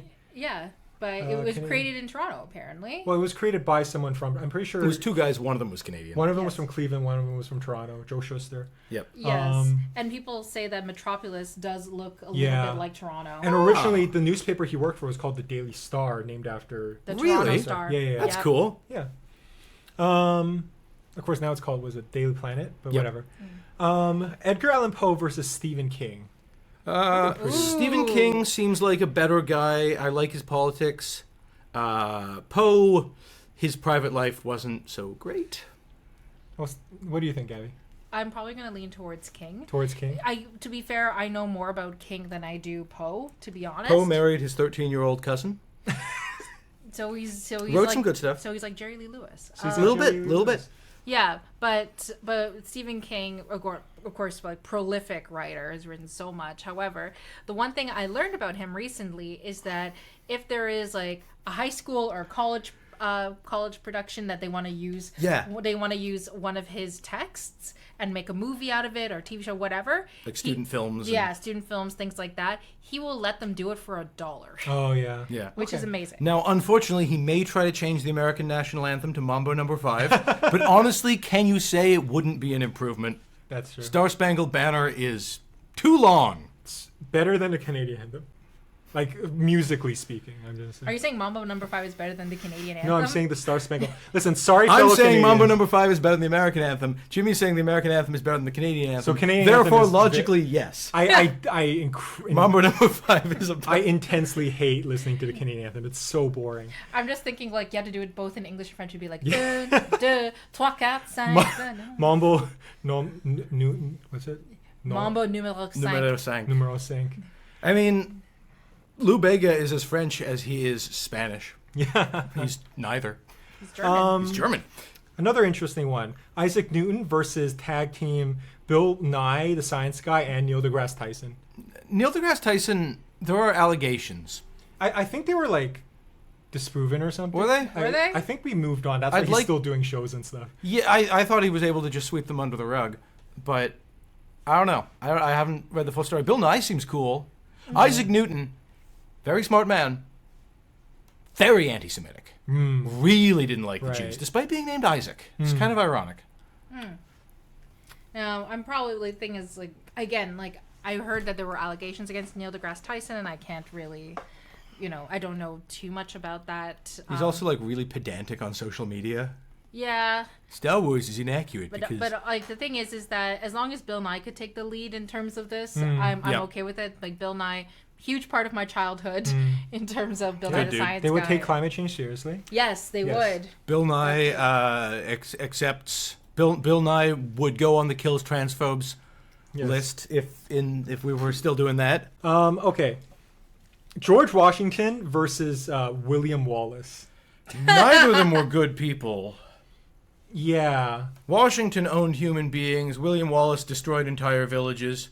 He killed them, and not just the men, but the women and the children. And fuck Mel Gibson, but Mel Gibson, like they're clearly going for the Mel Gibson as William Wallace look, because William Wallace did not dress like that. Yeah. As a person of Scottish descent, I find the costuming choices of Braveheart to be like deeply insulting. The fact that they paint him blue and shit like that. He wore armor. He was a knight. So who are you going for? Oh, God, I hate them both. Well, I don't hate William Wallace. I guess I'll pick William Wallace. Okay. What about you, Gabby?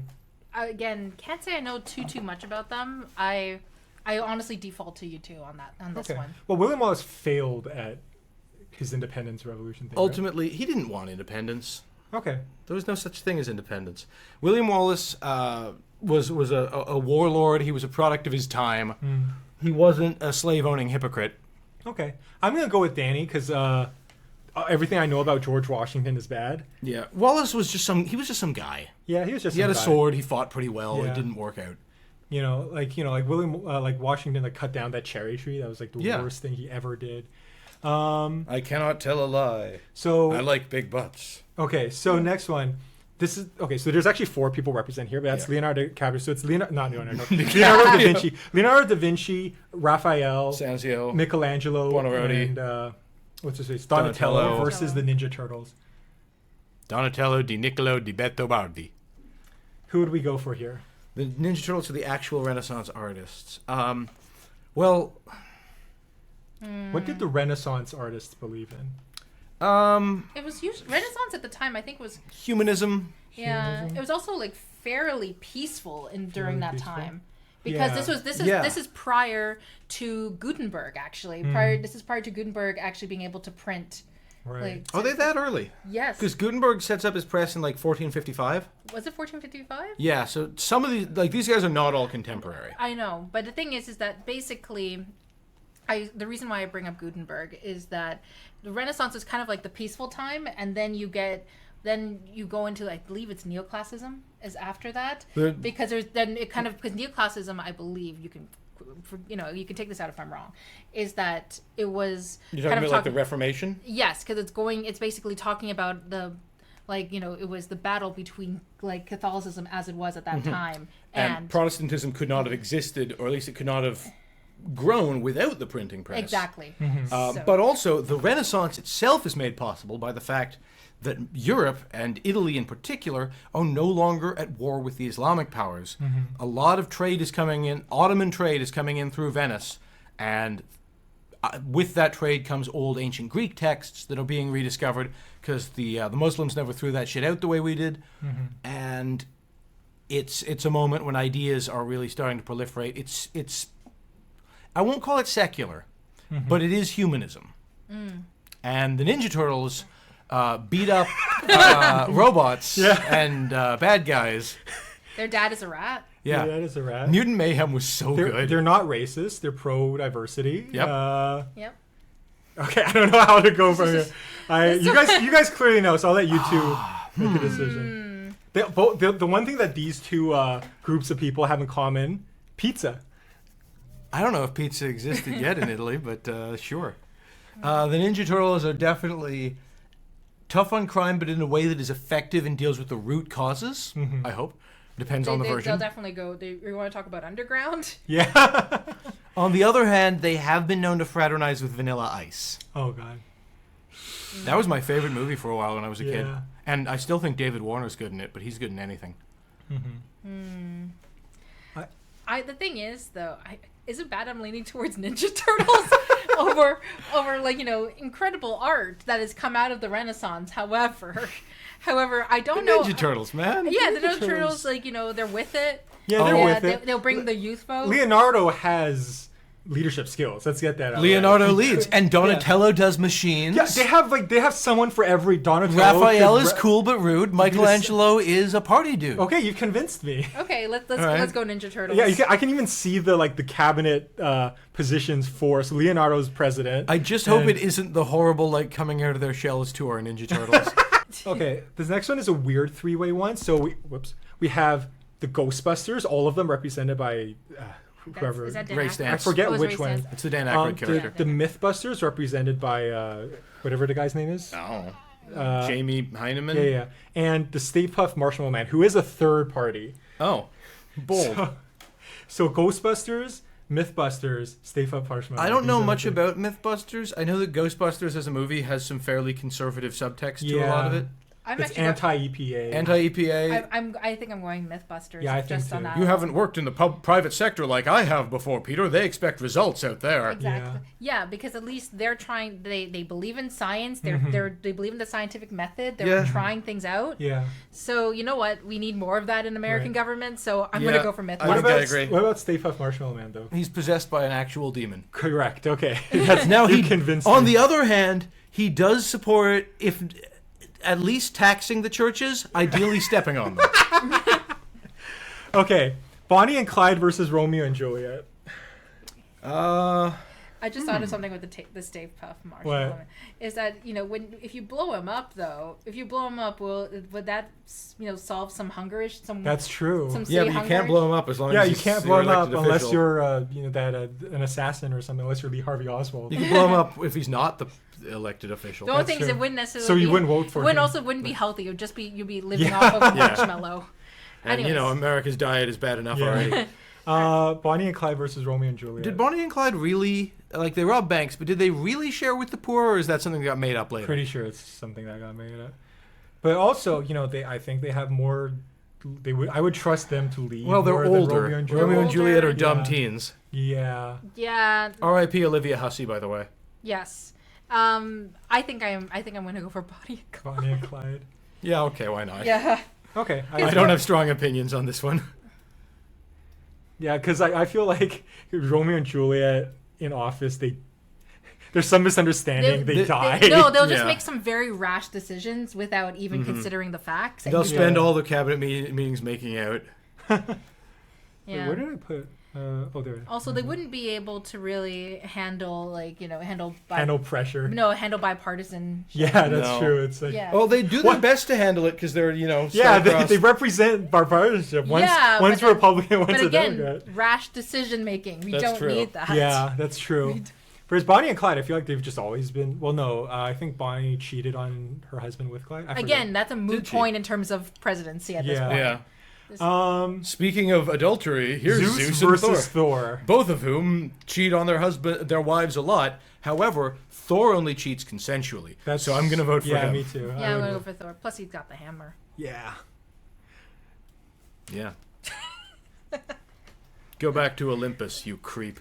Also, there's this great line in the battle where Thor is like, "I'll drop you like Greece's GDP," and it's like, oh shit. Yeah, I'd rather live in Norway or Denmark. Denmark's a nice place to visit. Wouldn't want to live there. It'd be very dull. You know how everyone's like, the Scandinavian countries are like a good example of socialized healthcare, blah, blah, blah. Thor represents that. I suppose. Jack the Ripper versus Hannibal Lecter. Hannibal is pro mental health care and he doesn't hate sex workers. That's true. Hannibal is smart. Jack the Ripper might have been it depends who he was. Yeah. I have my theories. There is reason to believe he might have been a doctor. We elect either of them every week. A new congressman disappears. I don't know where they go. Yeah, but Hannibal would only kill the congressman who played the flute badly. That's true. Or were very rude. And he would have the SCOTUS, he would have immunity from the Supreme Court if it's an official act. Where'd Clarence Thomas go? Hannibal, confess. What is this divine-looking amuse-bouche? If I tell you, I'm afraid you won't even try it. Oh, Jack the Ripper would only go after the female. Yeah. No, that's gross. Yeah. Also, one thing is that, with Hannibal, he wouldn't waste anything. That's true. Yeah, that's true. He'll use up everything. True. Every part of the buffalo. Yes, exactly. I have to go now. I'm having the Supreme Court for dinner. Ellen DeGeneres versus Oprah Winfrey. So Ellen is obviously a very mean person, we found out. Yeah, but Oprah Winfrey did promote anti-vaxxers. She has welcomed a lot of evil into the world. Yeah. Dr. Oz, Dr. Phil. Donald Trump. The secret lady. Donald Trump, when he ran in 2000, wanted Oprah Winfrey to be his vice president. Yes. Isn't that funny? Anyways. Imagine that now. What do you guys think? Ellen DeGeneres. Ellen voiced Dory. Yeah, I think I'm going to go for Oprah. Even though she's platformed some very bad people, she's also, I think, done a lot of good. Yes. I'm probably going to go for Oprah as well. And I think she regrets some of the people she gave voice to. Yeah. Although there are some very valid criticisms to be made of her. Also, would she also do like Oprah's favorite things as president? I mean, Obama does that. He puts out here's my top 10 books of last but year. I mean in the sense of you get a car, you get a car, you get a car. You get healthcare. You get healthcare. You get healthcare. Yeah, sure, let's do that. Okay, so the next one is another five-way one. It's Steven Spielberg versus Alfred Hitchcock versus Quentin Tarantino versus Stanley Kubrick versus Michael Bay. Oh, wow. Spielberg seems like the best person out of all of them. Yeah, I think. Hitchcock was a sex pest. Tarantino, there's no, allegations, but he's still creepy and awkward. Yeah. Michael Bay is famous for being a douchebag. Stanley Kubrick would make sure everything is perfect. He was a control freak, and he was mean to the actors, especially the actresses. Spielberg did help John Landis cover up his... did he? Yeah, well, they were buddies, right? Oh, that's too bad. Fucking John Landis. I think I'd still go with Spielberg, maybe. Yeah. Just of these five. Maybe Kubrick. No. Kubrick's mean and brutal, but he gets results. Yeah, I think I'm leaning towards Spielberg. Yeah, I think so. I think, yeah. Yeah, he also seems the most, sociable one. Yeah. Also, would be the first Jewish president, wouldn't it? So 2 votes for Spielberg, 1 vote for Kubrick. No, I think I'll for Spielberg. Okay. Every single Congress meeting, Kubrick's just like, no, do it again. It's 197 times. Yeah. Okay, Lewis and Clark. He was so mean to Shelley Duvall that her hair started to fall out. Lewis and Clark versus Bill and Ted. I don't know much about Lewis and Clark. Same. Except that they were told to keep their eyes open for mastodons. Well, I don't know. I feel like, Lewis and Clark, they're pro-colonialism, I guess. Yeah. They're certainly they worked with Sacagawea. Figures of American expansionism. They were Masons.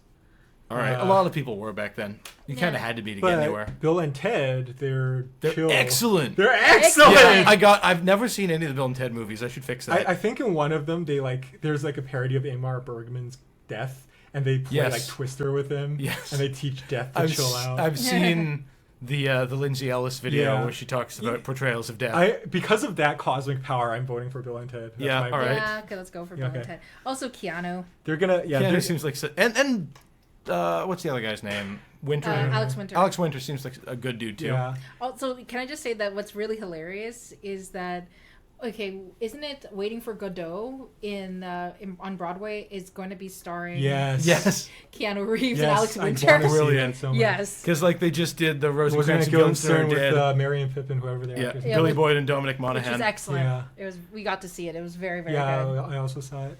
I do want to say, Make America Excellent Again. Amazing. Excellent. Amazing slogan. Righteous.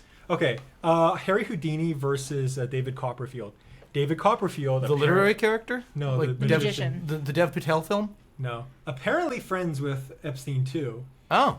Harry Houdini, we don't know much about his politics. Something bad about him. I can't remember. We know he voted for Harding. I think that's all we know. All right, that's not great. He did not belong to any political party, only voted once for Warren G. Harding? Warren G. Harding. He was a crook.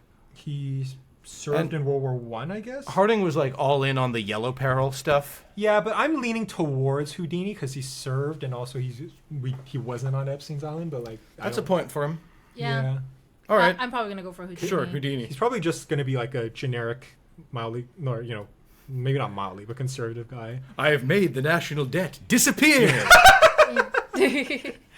RoboCop versus Terminator. Not Arnold. Terminator. Ooh. The Terminator on the first one or the second one? I don't know. Has he been reprogrammed to be that's good? That's a good question. Let's assume yes. Let's say, to make it harder, let's say the second one. All right. That makes it more complicated and more interesting. Okay, the thing is that RoboCop is, well, basically he's Robo Police Officer. He is a cop. He is a cop. Now all RoboCops are best. Yeah, and that's part of the point of the movie is like he's supposed to arrest one of the Omnicorp CEOs, and he can't because it goes against his programming. Yes. But wouldn't that same thing apply to Terminator though? Terminator isn't programmed for his programming. Yes, but he's not programmed specifically to reflect corporate hegemony and protect it. In fact, in the second one, he's programmed to work against the big tech company. Yeah, I mean, there's the bit, and I recently realized, like, so Terminator 2 came out just after the Rodney King verdict, right? Right. And that's why James Cameron decided people don't trust cops. Let's make the villain a cop. Yes. Let's make him spend most of the movie as a cop. And also why there is the scene where Arnold is just shooting at cops for like 5 minutes.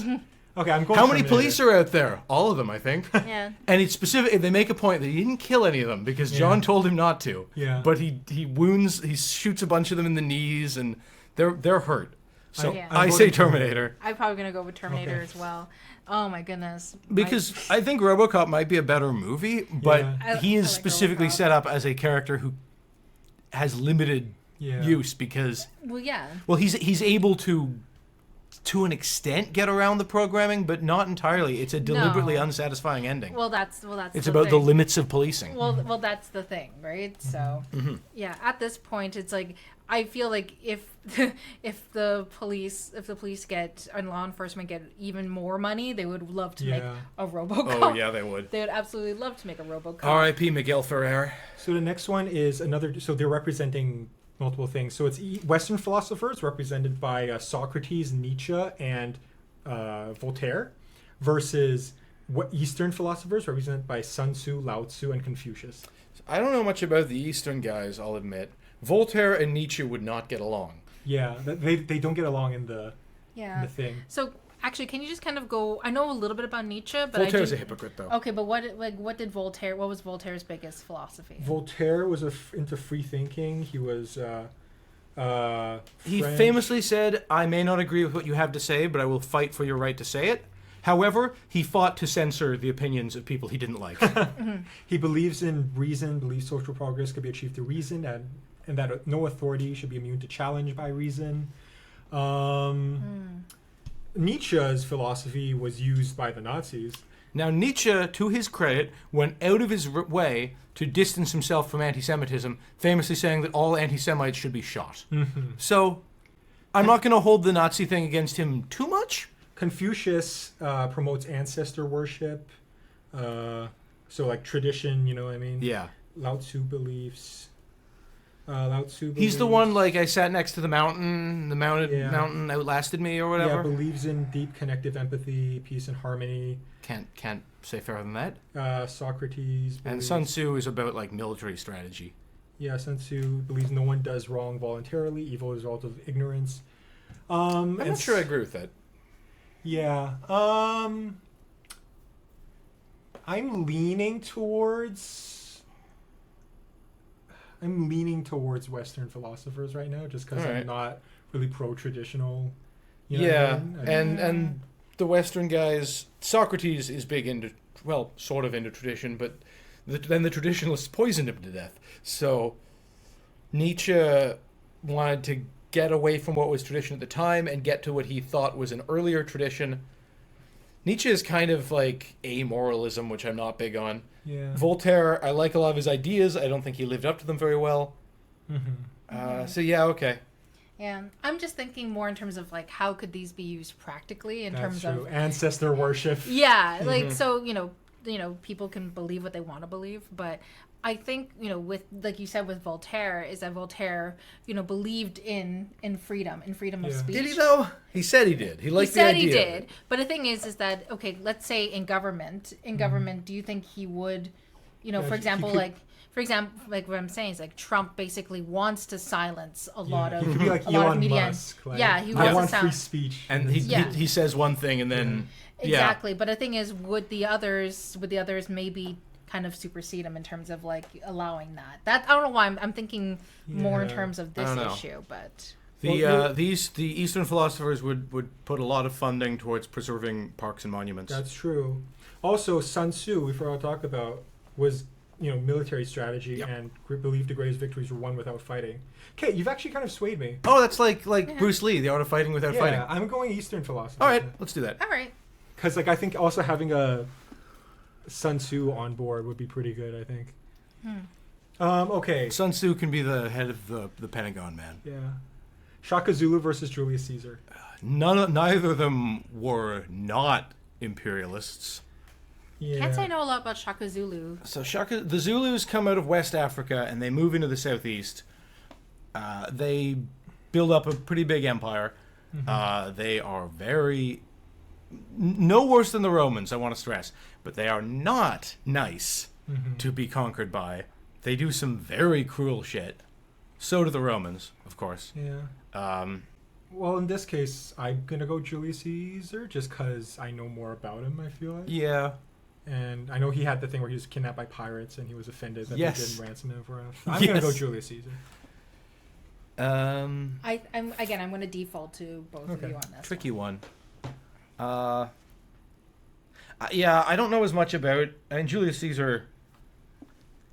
It's hard to say. Like, was he actually trying to do a big power grab and make himself emperor? I don't know.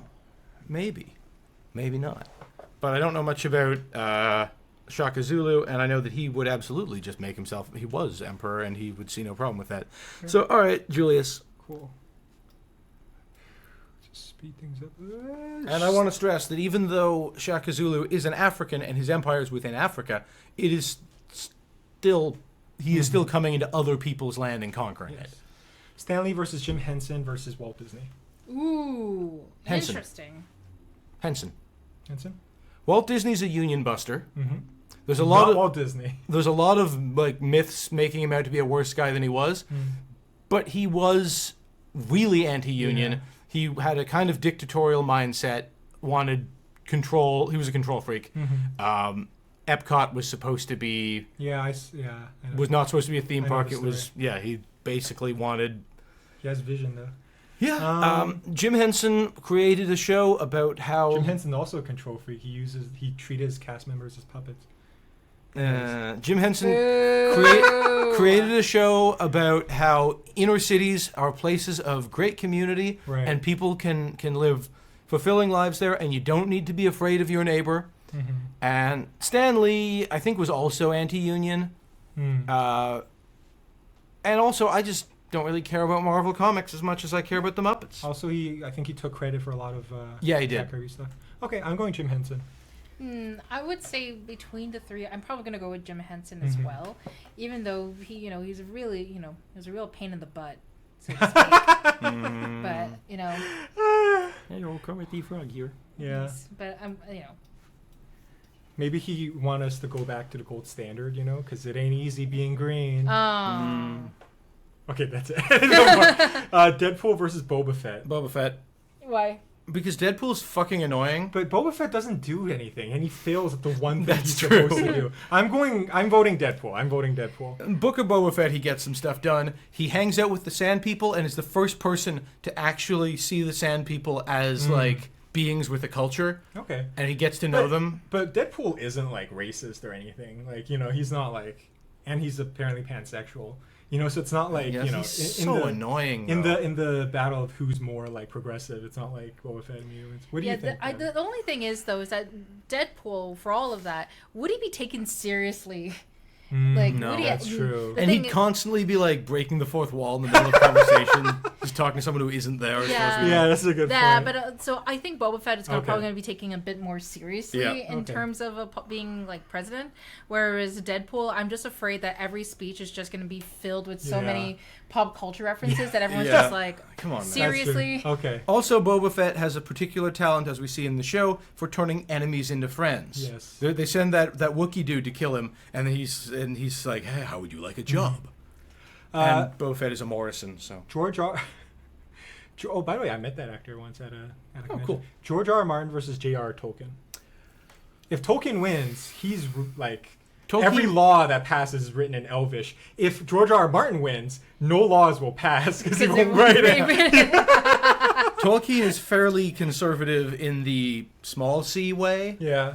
When someone pointed out to him that the potentially racist implications of orcs, or that the dwarves looked like a maybe somewhat questionable depiction of the Jews, he was deeply distressed by this and worked hard to correct this within himself. George R. is also like pretty anti-discrimination. As far as I know. Yeah. He seems like an okay guy. He takes too long to write. I think kind of a pervert. If we agree that they're both generally good guys, I think they were. I would go Tolkien because Tolkien can get stuff done. I agree. That's my thinking as well. He made a language as a hobby. Okay. He made several languages. He fought in World War I. That's true. He finished writing his series. Yeah. Oh wait, no, he didn't. There was Unfinished Well, Tales. he died, right? Well, that's not. We're all gonna can't hold that die. against him. And he. Where was I going with this? He wrote a letter to the Nazis telling them to go fuck themselves. Yeah, and he met Christopher Lee and said you should play Gandalf. Which almost happened. Yeah. So Gordon Ramsay versus Julia Child. Julia Child. Julia Child. She's lived a very interesting life. Yeah, right. She was a spy too. She was. She was too tall to do actual espionage, so she was more of a Q figure behind the scenes, and she was. This is the coolest thing about Julia Child. The Allies were concerned that sharks kept giving away the locations of mines and missiles and submarines because they'd swim in the slipstream, and so Julia Child had to come up with a way of getting the sharks not to do this, and she came up with a kind of shark repellent made of dead sharks because every animal hates the smell of its own dead, and that shark repellent was later used to save the life of Batman. Fascinating. Is any of that true? Yes. Okay. Every word of it. Okay. Thomas Jefferson versus Frederick Douglass. Douglas. Well, you got it. Probably Frederick Douglass. One of these men lobbied for the abolition of slavery, and then when he failed, decided, okay, then I'm keeping my slaves. But Frederick Douglass worked very hard. Have you considered that Jefferson invented the swivel chair, apparently? Have you considered that Jefferson fucked his wife's half-sister? Can you consider that Jefferson Which isn't as bad as what Madison did, which is fuck his own half-sister. Okay, so this is a weird one. Daniel Craig James Bond versus Austin Powers versus Sean Connery James Bond. Daniel Craig. Sean Connery James Bond's a rapist. Yeah, what about Austin Powers? Eh. No? Daniel Craig James Bond hates himself. It's great. Okay. Again, I'm going back to who's going to get shit done. I'm going to choose Daniel Craig. Yeah, that's true. Okay. Because the thing is, I'm afraid, like, Sean Connery's Bond is just going to be at the fucking casino all the time. Yeah. And then... I'm seducing women. Yeah, and then, Austin Powers is going to get himself into a scandal within, like, the first 6 months in office. Yeah. How many good Austin Powers movies are there? Austin Powers is very anti, like... There's that scene where he's like... Finally, those capitalist pigs will pay for their crimes, eh? Hey, comrades, eh? Austin, we won. Oh, groovy, smashing, yay capitalism. Also, wasn't he like, he had a chance to like have sex with like a drunk lady and she's like, no, that's wrong or something. Oh yeah, that's in the first one. Yeah, but that's base level. I know. I'm just saying, compared to Sean Connery would have compared done to the other both his portrayal of James Bond and Sean Connery, the actual guy, would have done. I don't think Daniel Craig's James Bond wouldn't go that far. No, he wouldn't. But he is kind of misogynistic in something. Like I don't think he hates anyone as much as himself. Yeah. Have you seen No Time to Die? No, I haven't. Yes. Okay. Did you care about spoilers? No, That's sure. that was the last movie. Okay. Yeah, it's the one with Billie Eilish song. So I won't. All right. Okay. I might see it eventually. Okay. So this is Okay, they put this confusingly, but it's Bruce Jenner / Caitlyn Jenner versus Bruce Banner / the Hulk. Well, Caitlyn Jenner has turned out to be a fairly disappointing person in terms of politics, and we're all kind of hoping that, like, wow, this is going to be such a cool moment for trans people. This really famous athlete is trans, and then she's up here just like, I'm going to vote for Donald Trump. I wouldn't want to be allowed to use bathrooms. And Bruce Banner, he smashes. He's good at science. He's big into like meditation to control his rage. Yeah. Yep. Also, Mark Ruffalo can get it. That's So, yes. Gabby loves Mark Ruffalo. I do. Gabby would 13 going on 30 Mark Ruffalo? Yeah. So likable. Yes, but also just in real life, Mark Ruffalo. Incredible. He seems like a good dude. He seems like a really good guy. Is very outspoken, very political himself. Yeah. And I love him for it. So I'm absolutely going to go for... How about Edward Norton? No. Or Eric Bana? But yeah, no, I'm going to go... I agree.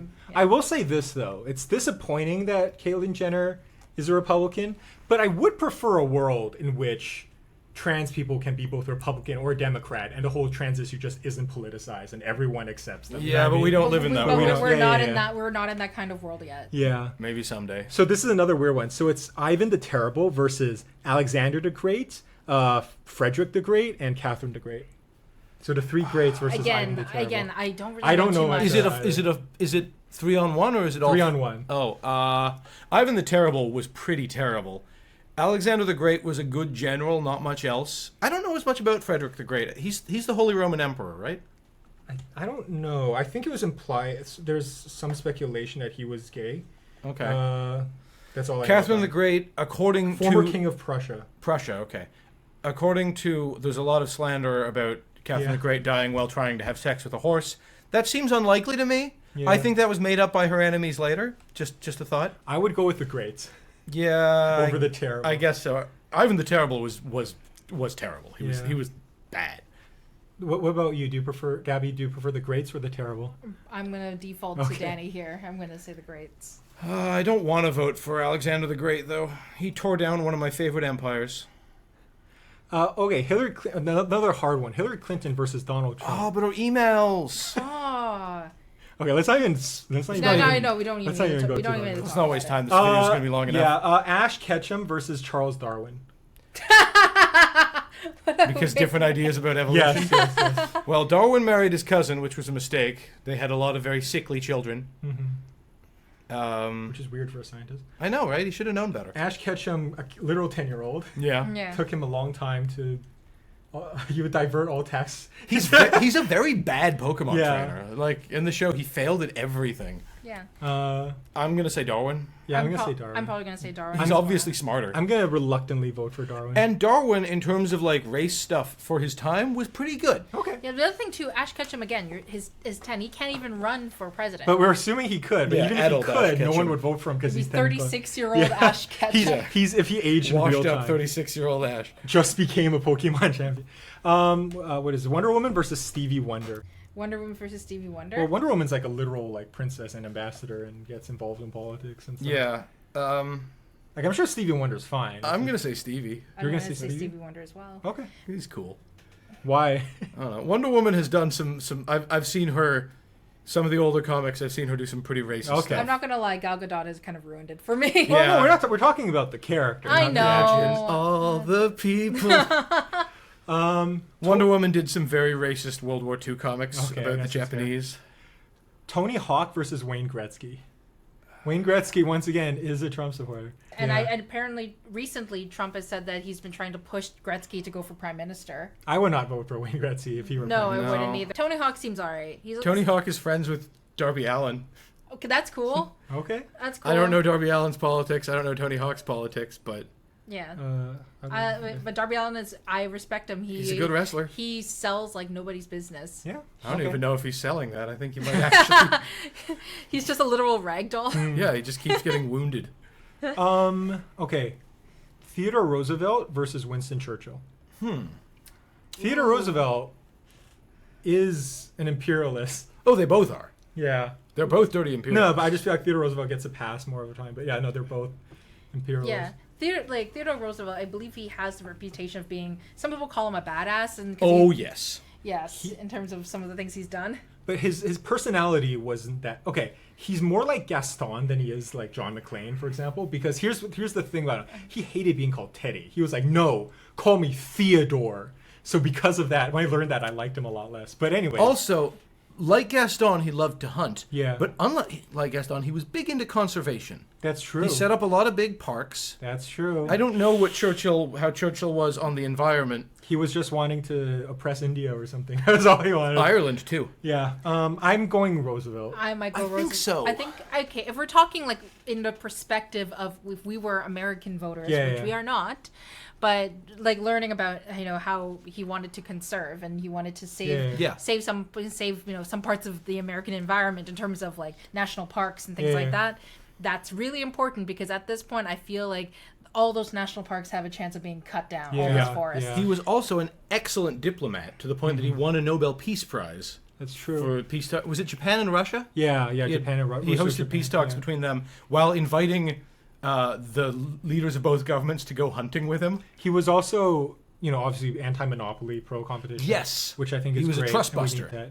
And Winston Churchill, fought the Nazis. That's good. Yeah, it is. I think Teddy, his great nephew or whoever fought the Nazis also very effectively. Mm-hmm. Teddy would have fought the Nazis quite well. Yeah. He probably would have wanted to do it in person. Mm-hmm. With his fists. So this next one is Nice Peter versus Epic Lloyd, who are the people behind Epic Rap Battles History. I'm saying I don't think we should vote on them because they might see this. I don't really know much about these guys. No. Yeah. So next one is Elon Musk versus Mark Zuckerberg, which we do know a lot about. This pains me to say it, but Zuckerberg. Zuckerberg as well. Yeah. I don't like him. Another one of those ones we don't need to talk about. The thing is also like I'd be a hypocrite if I said that like I don't use any of the meta stuff. Like basically if you use Instagram, WhatsApp, Facebook, you are using meta stuff. I use Threads. I've been on. I like Threads how it allows you like a minute to edit your thing in case you did a typo or something. Oh, that's nice. I don't know if Twitter does that. Freddy Krueger versus Wolverine. Wolverine. Yeah, Freddy Krueger. Freddy Krueger, actual pedophile. child killing. Yeah. Whether he's a pedophile or not is ambiguous depending on the version. Some versions of Wolverine. Also, Wolverine's Canadian. Could he even run? Well, no, we're pretending the rules. They retconned it that he was American. They retconned it. There's some Ultimate Wolverine goes after teenage Jean Grey. All right, but Ultimate. Okay, Ultimate decided what if Scarlet Witch and Quicksilver were an incestuous couple. Ultimate, throw that all away. I don't want it. Che Guevara versus Guy Fawkes. Both are anti-authority. Guy Fawkes is not anti-authority. He's anti. King James, anti-Protestant. But he wants to bring back a Catholic monarchy that probably would have been more authoritarian. Che Guevara is honestly not an imperialist. If you look at what he did in Africa, he went to Africa he got mixed up in post-colonialism efforts in the Congo, and the Congolese hated him because he thought they were all a bunch of ignorant, bone-through-the-nose types. He didn't trust any of them with their own independence mission, kept promoting only his own guys. They kicked him out, and they said the Congolese thought he was just another imperialist. Okay, so who would you go for? That said, I'll still probably pick Che Guevara. Che Guevara. Yeah. Guy Fawkes wants a theocracy, probably. Okay, yeah, that's true. He at least wants absolute monarchy. Okay. Yeah, no, I'm probably going to go for Che Guevara as well. I want people to know how he was not the ideal he pretended to be on the T-shirts, but I'd still pick him over Guy Fawkes, probably. The Burger King versus Ronald McDonald versus Wendy. Wendy. Are we sure? Yep. Why? Well, the Burger King's an absolute monarch. I don't want that. Ronald, I just don't trust clowns. That's true. Okay. Wendy's has the best food out of any of them. Really? Okay. Wendy is a real person. Yeah. She's the adoptive daughter of Dave Thomas. Yeah. Okay. And Dave was, I don't know that much about him, but I know that he was very much like pro-adoption. Okay. Like, find homes for orphan children. And that's really cool. Okay. That's admirable. The thing is that like Burger King, I haven't been to Burger King in so long. Like, except the only thing I think of now is that he looks like the ghost of Christmas Present from the Muppet one? Yeah, no, well, that and also from the 1951 Christmas Carol. He really does.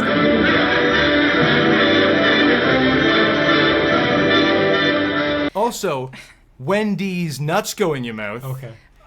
Anyways, Gabby, so you're saying Wendy too, Gabby. I think I'm going to go for Wendy as well, but Okay. because, Ron McDonald is just scary. Okay. I don't trust clowns. Before we move on, I just want to point out, so when they made the video, Burger King, Ronald McDonald, Wendy, this was when Wendy was big on Twitter, right? Like, ooh, Wendy's like putting funny stuff on Twitter. Okay. They went out of their way to have a line where Wendy's like, oh, make a joke about how she exploits people picking her tomatoes so as to not get shared on Twitter by the Wendy Corporation. And I think that's admirable. Anyways, so Wendy goes here. All right. These go here. And let's speed things up. Another big one. So George Carlin versus Richard Pryor versus Bill Cosby versus Joan Rivers versus Robin Williams. Ooh. Oh boy. Well, I know who I'm not voting for. Yeah. The end is in sight. I'm gonna. It's either Pryor or Williams for me. Not Carlin? I like Carlin. Carlin has. I haven't seen that much of his stuff, to be honest. He has a political belief system, though. Like, yes, he does. He's more political than Williams, I would say. Yes, he's also he's very much anti-religion. I found. Yeah. He has a thing where he's like people think, oh, he'd be against the Democrats because he'd be anti-PC, but no, if you look at like his actual things, didn't he talk about that in an interview toward the end of his life? Yeah, probably. Yeah, but no, I would vote for Carlin. I'll say. Yeah. Okay. Yeah, the thing is that I know sorry, Joan Rivers don't really want I don't really like her. Cosby absolutely not. No. Richard Pryor is all right. Robin Williams, R.I.P. That was one of those celebrity deaths that definitely affected me. Mm-hmm. But I think just in terms of the way I'm going by his stand-up, but the way that he is able to present his perspective and present his point, I think would be very effective as a president to be able to lay out your case like that and also to do it with humor. Yeah. I think Carlin would make the best. I think I agree. I like Richard Pryor a lot, but I'm going to be honest, he was a mess.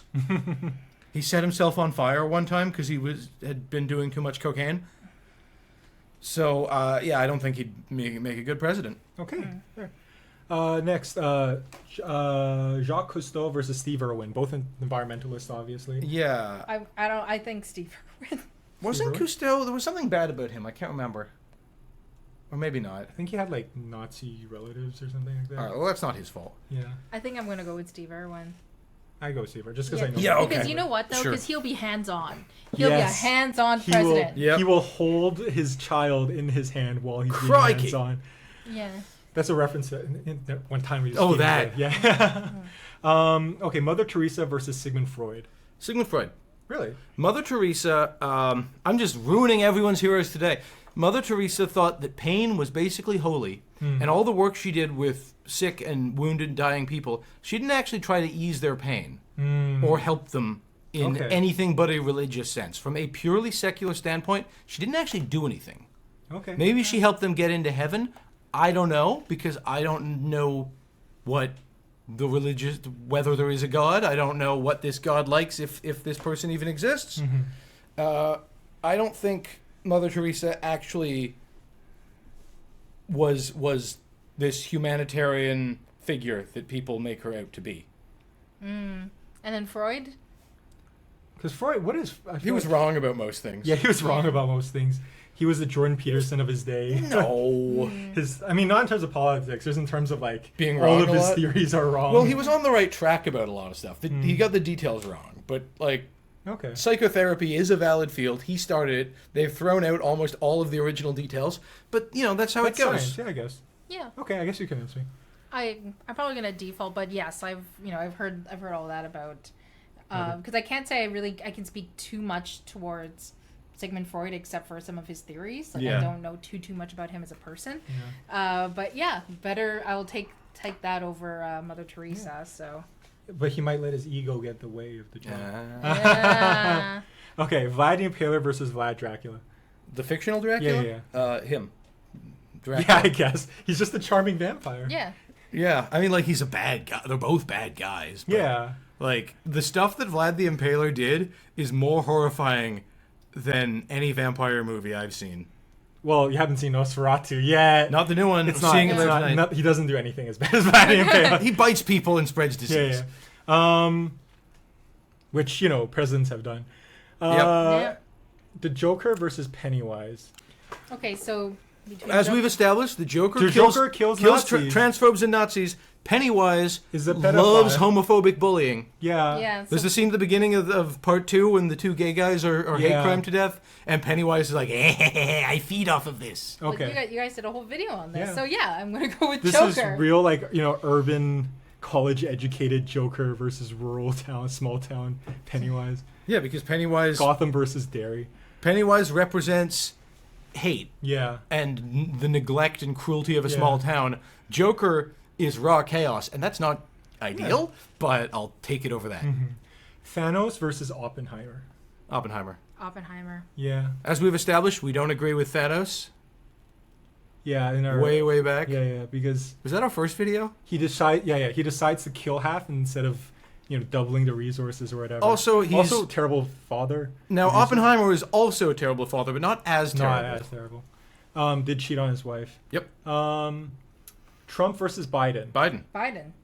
Trump is on the did not vote for list more than any other person. Yes. I guess they keep having him as a character. Yeah, they hate having him, but they have to because he keeps popping up in real life. Harry Potter versus Luke Skywalker. Luke.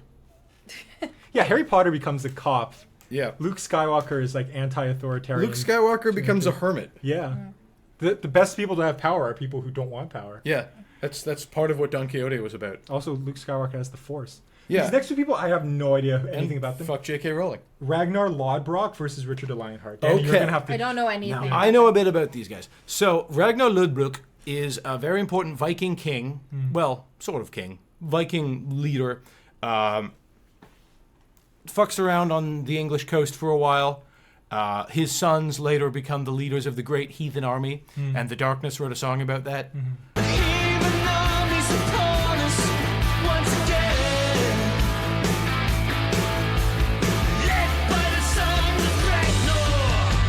He's a brutal and very effective Viking. Okay. Richard the Lionheart is the son of King Henry II. He's the king of England. He is not interested in becoming king.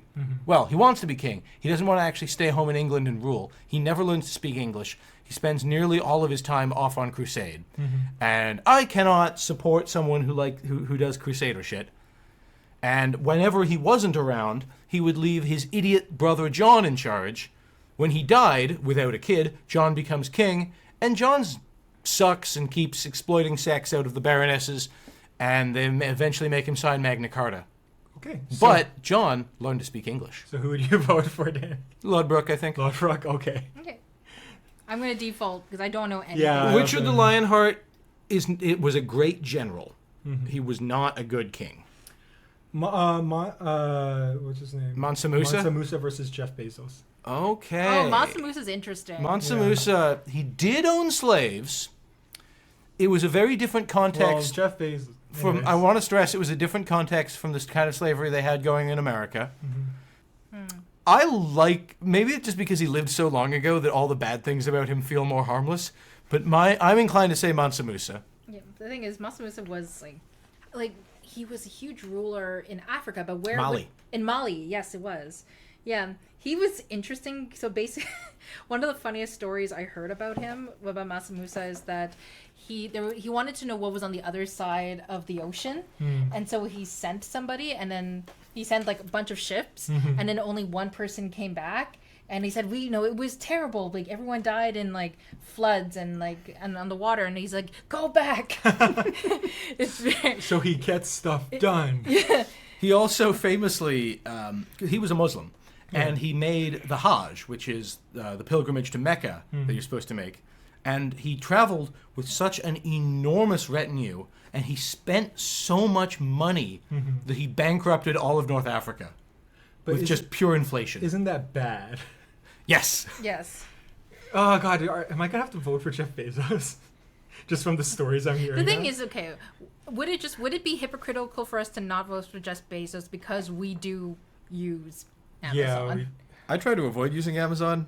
Yeah. I'm inclined to say Mansa Musa, but that's just because I think he's interesting. I will say this though. Haha! I finally get to say this.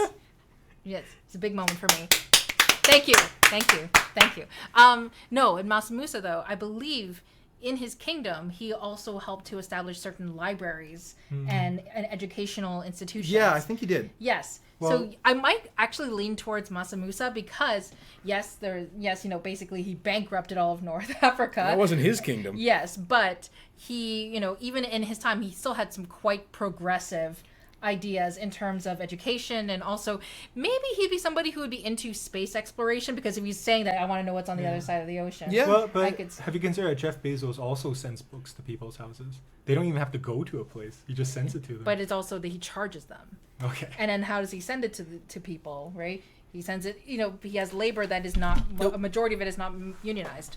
So now again, Mansa Musa, there was slavery. There was. I have to vote for Jeff Bezos, not that I want to, but just based on these two and the stories I'm hearing. Would you guys like to vote for... I might do Masa Musa. Okay. I think he's more interesting. Okay, so we're going to not vote for Jeff Bezos. I've been outvoted. Yeah. But, I mean, neither of them are, the best. Neither of them are good. But, okay. John McClane versus John Wick versus John Rambo. Ooh. John Wick, all for animal rights. Yep. That's true. John McClane makes fun of cross-dressers and is very racist and misogynistic in 4. What'd you do? Shoplifting, purse snatching, cross-dressing, what? I can appreciate your feelings for McClane, but believe me, the jerk isn't worth it. Yeah, becomes increasingly a cranky bastard. Definitely voted for Trump. I think I'm doing John Wick. Yeah, I think I'm going to John Wick. What about Rambo, though? Rambo, he seems kind of like... Rambo was friends with the Mujahideen. That's not a... I don't think Rambo is all together, to be honest. He seems like someone who goes in the first one. He's supposed to be not well, right? Yeah. The original First Blood, Rambo is not a badass action hero. He's a deeply scarred and troubled veteran, and that sucks because he been through a lot. But I then don't know if the sequels are like, oh, isn't that awesome though? I'm going John Wick too. Didn't Rambo overthrow the government of Rangoon? I don't know. I don't know what the last one. Okay, Gabby's going John Wick. Yeah, I'm going go John Wick 2. Danny's going John Wick 3. John Wick Parabellum.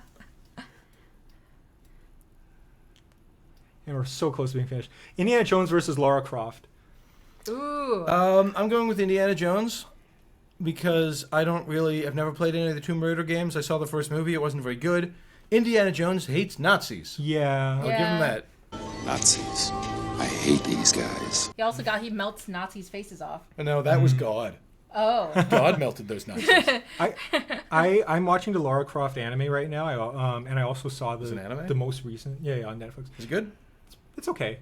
And the most recent movie. But the thing about Lara Croft is that she's very they're both very blatantly colonial. You know what I mean? Yeah. But yeah, no, I'll give it to Indiana Jones just because he's more explicitly anti-Nazi. But then again, he is from a part where time when Nazis would be relevant. Yeah. But yeah. You stood against everything the Grail stands for. Who gives a damn what you think? Godzilla versus King Kong. I've been thinking about this all day. Yeah. And I'm going to say Kong. Me too. Because he is more concerned with human beings than God. Godzilla will just gladly step on everybody. That's true. Godzilla don't give a fuck. Kong forms bonds with people. There's one movie where Godzilla formed an emotional bond with a human being. And the only reason that happened was because in an early draft that was supposed to be a King Kong movie. Right. That's Ibira Horror of the Deep. And he's AKA, even sitting like King Kong. Yeah. Also known as Godzilla versus the Sea Monster. It's the one where he fights a big lobster. King Kong, I just think Godzilla is cooler, but King Kong would be better for us. Yeah, King Kong is the everyman. He's more willing to reach across the aisle and pick up a blonde and then take the blonde away from the aisle and up the Empire State. Kong's a pretty good king. Keeps to himself mostly. Yeah. I love how in all the new movies, every movie starts with him taking a shower and getting breakfast and with stuff. a song playing. Yeah. Welcome to my world. Henry Ford versus Karl Marx. Marx. Okay. Henry Ford. I've said this about quite a few people, so I worry it may be losing its punch this late in the video. Hated the Jews. Yeah. So much. What was Marx? Did Marx have any skills? He was Jewish. I think he's an atheist, but he was. Marx wrote some books of political theory. Yeah. That's all. He didn't even do anything. He just wrote a book. Okay, so for record, this whole video I've been like looking up like Pablo Picasso politics, Harry Houdini politics, and I just searched up Karl Marx politics. It's They're exactly what you think they are. I think he's a Marxist. Yeah. Probably. Just an Probably. instinct. Anyways, okay, so yeah, Karl Marx goes there. Henry Ford goes is there. everything that's wrong with capitalism personified as one guy. He found innovative new ways to fuck over the workers. Yeah. That's it's okay that you had to look up Karl Marx. Karl Marx politics. You know, but because like, look, I said like, well, RoboCop, he's a robot police officer. Well, RoboCop is an automated, automated member of the law enforcement. We all have our moments. It's okay. Yes, that is a synonym. Oh god. And also, the actor who played RoboCop, Peter Weller, doesn't he have like a PhD in Italian Renaissance studies now? Probably. He's a really smart, interesting, weird guy. And finally, Kamala Harris versus. So America, you didn't have to have it in the absolute bullshit storm that you have now. You had a way out, but you decided you wanted to be stupid again. Okay. I've already made this rant in the Batman villains video, and I won't repeat it again, but just remember, it didn't have to be this way. That's true. We're all gonna... And there's gonna be people in the comments of this one being like, oh, trying to defend Trump and stuff. It's like, he won. We're gonna see the results of his presidency now. If it's good, then we're gonna be happy. If it's bad, we get to say I told you so. Like, there's no point arguing about it. We can just see it. Yeah. And actually, before we move on, so that's the end. That's our list. But just for these guys, I'm just gonna see how many characters they played each that have won. So 1, 2, 3, 4... I don't know. 5, 6, 7, 8, 9, 10, 11... Oh, this is really boring. You know what? I'll do this at home and I'll put it in the comments, okay? I'll do this at home and I'll put Nice Peter or Epic Lloyd, whoever won. Or you can just send me the result and I can have it appear as text on screen. Okay, That's easier. Yeah, okay. Cool. So that's our video. These are people who we would vote for out of the epic rap battles. These are people who we would vote against in epic rap battles. So thank you, Gabby, for joining us. Hey, thanks for inviting me again. Yeah, thank you for letting let me use Thank your you space. for listening. Thank you for listening. Thank you for being you. I love you.